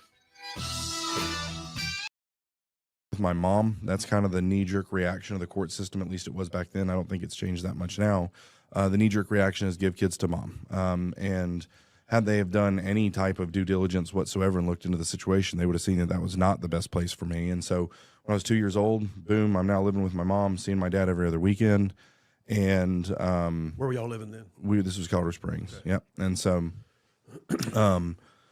you know, my mom, you know, God bless her, I love her. She did the best she could with what she had, right? And so I've worked through a lot of unforgiveness with my mom and with my dad, and not even, but just forgiving them and me thinking, oh, I've forgiven them, but it's like, no, really. And then once you've forgiven them, you can actually see the appreciation that they did everything they possibly could. Now that I have kids, I see. But my mom had a very rough childhood, though she was from country club, you know, lineage. She was sexually abused as a child. She, you know, had all kinds of abuse and just horrible. And, you know, so she had a lot of trauma in her life that she never dealt with. And so I'm living with her, and the solution to every problem that she has is another man. And so I ended up with like 5 or 6 stepdads. I lost count. Okay. Now I will say, I know there's no way you haven't seen the movie or read the book, Hillbilly Elegy. Oh yeah. Okay. So that was my life to a T with my mom. That was my life to a T. We watched that movie, and my mother and I were like, this is like maybe 6 months ago, we watched the movie. Together? No. Okay. But I mean, I watched it. I was a wreck. My wife's looking at me. My oldest son, you know, who's watched it with us is like, what's wrong with you? I'm like, yeah, you know, it was a wreck. And I told my mom about it. My mom watched it. She's like, oh my gosh, you know, it was like PTSD watching it because it was so on point with that 2 to 10 years with my mom. And I always make the joke, me and JD Vance are the same person, you know, except JD Vance, he got into the Marines and went to Yale, and I got into drugs and went to jail. But other than that, same person. But yeah, and so when I was that went on, you know, watching my mom get drunk, taking pharmaceutical drugs, I watched her get beat by some of the men that she was with. Just not good formative years from 2 to 10, right? And so by the time I'm 10, I get into a big fight with my mom, and she, despite many court battles for my dad to get custody of me that he continued to lose, my mom just let go and said, you can go live with your dad. And so when I was 10, I went and moved with my dad, and he was living in Wichita, Kansas. He worked at Cessna for the bulk of his career in Wichita, Kansas. So I got to tell you, and sometime I'll tell you my whole story, but I didn't wind up in jail, but I was headed there. Yeah. Parents divorced when I was young, lived with my mom, did not respond well to multiple marriages. Mom finally gave me the ultimatum as we had a big blow up. She sent me to live with Dad, who, by the way, was living in London, England, as an Army officer. And so I like to say God had to give me a 3-year timeout away from everything that I was used to for me to find him. Yeah. Of course, you had a 384-year timeout coming. Potentially, yeah. So let me ask you, you live with your dad. I research before I sit down with you, and I'm watching other interviews you've done and stuff. And you said in one case that your dad's level of discipline and household, management was more what you needed, but you still wound up going down some roads. Sure. So you were, and I got to say, in going through all the news stories and things, your mugshot came up at some point. A bunch, yeah. And you were just a normal looking high school dude. I mean, you didn't have like body piercings and face tats, and you weren't doing gang signs in the mugshot. You just looked like a high school football player, which you were. Am I right? Yeah. But you also had this sideline gig of doing things that got you in big trouble. Yeah. No, I'm an all in guy. Whatever I'm into, I'm all into it, and that's just the way I'm wired, and it was no different than that. And so, going to the structure that my dad provided, but me still falling, I think that was a great tee up. I've never thought about it in those terms, and it actually makes a lot of sense. So, I'm 10. I move in with my dad. He's still not a Christian to this day. So if you're listening, pray for my dad. But he put a roof over my head. He got up every day at 4:30 in the morning and went to work. He showed up to my football games. We ate dinner every night around the table. Okay. He was what he was supposed to be as a father, and he didn't have a father. His dad abandoned them, his siblings. So he never had a dad. And so the gaps that he was filling in were those real basic gaps that he completely lacked, which was the providing, the protecting, those type of things. And so he generationally fixed that, that basic blocking and tackling gap that a father is supposed to provide. But some of the areas where I'd say, and I don't mean this disparagingly, where he fell short, he's not a real good communicator where he can sit down and say, son, let me talk to you about manhood. Son, let me talk like that. Those weren't his things. He showed up.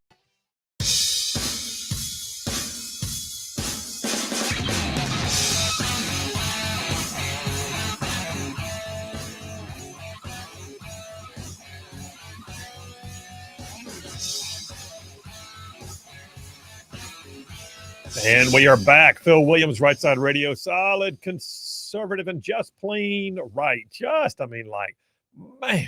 Just making common sense like a superpower. And by the way, I did find out from Natalie, who handles our merchandise, we had one family or something that ordered 13 of our T-shirts. 13. Did you hear about that? I did. So the American flag shirts are now low. They're like very low. Yeah. That's cool, and I'm loving that. I believe they were from Aniana, if I'm not mistaken. So Blount County is covered up with Rightside flag T-shirts right now. 13 of them. That's awesome. Well, they're on the way. By the way, they went out today. In case you're listening. And then the grades are. Oh, by the way, David from Huntsville let me know that apparently, if you want to go to the Movement Church TPUSA event tonight, he thinks there's an RSVP required. I don't know the details. I would just say Google it. But if it is, do that. But I'm going to bet that they won't turn people away. John from Huntsville says the grades are in. Dale Jackson, Jeff Poor get a solid A for their equally fantastic performances. JP Butters and Phil all get an A+ for their equally outstanding performances, which means today's winner with an A++ is Lee from Huntsville for absolutely brilliant performance and for having the courage to say that Donald Trump should win 2 Nobel Peace Prizes. Congratulations. There you go. How about that? A little applause for that one would be good. 2 Nobel Peace Prizes. Lee wins. All right. Without further ado, let me stop pontificating and go to the phones. Jeff Rowe from Indiana. Hey, buddy. How are you? I'm not even made it to Nashville yet. Oh, dude. Yeah, that's what I must have heard JP talking about a minute ago with you offline. You broke the streak. You've been like all the way to Bowling Green by now. Several days. Yeah, when you show up at work and you got a flat tire and it takes 2 hours to get it fixed, that's what happens. Oh, gee. Okay. Well, sorry to hear that, bro. So it's going to be a little bit later evening for you, I guess. Oh, yeah. And I didn't even get to see you last night because I fell asleep too early and I thought it was set to record and it wasn't. So well, that's what. Look at all the clips. That's what social media is for, brother. Just go check it out. And I don't think there's any part last night that I'm bothered by, but we definitely posted the parts we liked the best. How about that? There you go. That's right. Hey, so are you trying to say that Brian Dawson's people are the one who painted the church up, huh? I did not say that. I did not say that, and I'm not starting that rumor either. Are you starting that rumor right now? Well, it has to be his people that did it because I mean, if he's the Antichrist, I mean, anybody paying up a church, I don't think they're too Christian, you know. Oh, I see what you're saying. I thought you were talking about when I Yeah. told at the end that I hope that 1819 got a good bump out of it. I thought you were saying they did it to get the bump. No, I'm just saying if he's the Antichrist, I guess his followers must have been the one who painted the church, apparently. Oh yeah, no doubt. How messed up is that though? The left is always preaching tolerance and cohesiveness and inclusiveness, and they're the ones who keep doing this crap. Well, you know, the devil is a liar, so I mean, what do you expect? He roams the earth like a roaring lion, seeking whom he may devour. But yes, that is. Thank you for squaring me away on that. You're right. Well, I don't know, man, but I watch what's happening. You know, like last night on CNN. If you ever get a chance to see it, one of the clips was this congressman, a Democrat congressman named Dan Goldman, trying to tell me that he's seen no evidence that ICE is being attacked. He's seen nothing out there that indicates there's a problem. And I'm thinking, what world are you living in, dude? They live in absolute denial. Well, they need to do him like they did on Clockwork Orange. You know, fill his eyes open, and make him watch all these clips and stuff where these people are getting attacked. Clockwork Orange. I haven't thought of that. I hated that movie. I only watched parts of it. It was too weird. I couldn't watch it. It was a strange movie. It was a very strange movie. That one and Soylent Green. Soylent Green was also a freak show movie. Well, people do yeah. All right, so let me ask you this real quick about the peace accords that are being brought to bear in Israel and Palestine. Do you think it'll hold? Well, it'll hold or they'll get wiped out. One or the other. I'm thinking because they ain't got much choice. But we shouldn't have been to this point anyway. Why people negotiate? If I'd have been the prime minister whenever all this happened, I would have told Hamas or the Palestinians that they're Palestinian people. Let's just call it what it is. I would have said, you release our hostages within 48 hours, unharmed, bring them back. Otherwise, you don't negotiate with hostages anyway. I would have said, you're going to have an impending death sentence on everyone involved in this, and Mossad will find you no matter where you're at and take you out, which they're very good at. Well, I think they've been doing some of that. I mean, by the way, I got about 20 seconds, but I think they've definitely been doing. Remember when Hezbollah, all their beepers started blowing up? I mean, they've Israel has been pretty game on for the last 2 years. And then once the beepers blew up, then the cell phones started blowing up. I mean, it was crazy. But that was Hezbollah. But Hamas, they just said, you will release them or we're coming in. And they didn't release them, so they came in. Oh, daggum, the music's playing already. Hey, be careful on the road, my brother. No more flat tires. We'll talk to you tomorrow. Have a good one, Phil. See you, bro. All right, that's it. Hey, listen, I'm not kidding. I say it all the time, and I mean it. There's more of us than there are of them. God is still very much on his throne. Y'all stay in the fight. We'll see you tomorrow.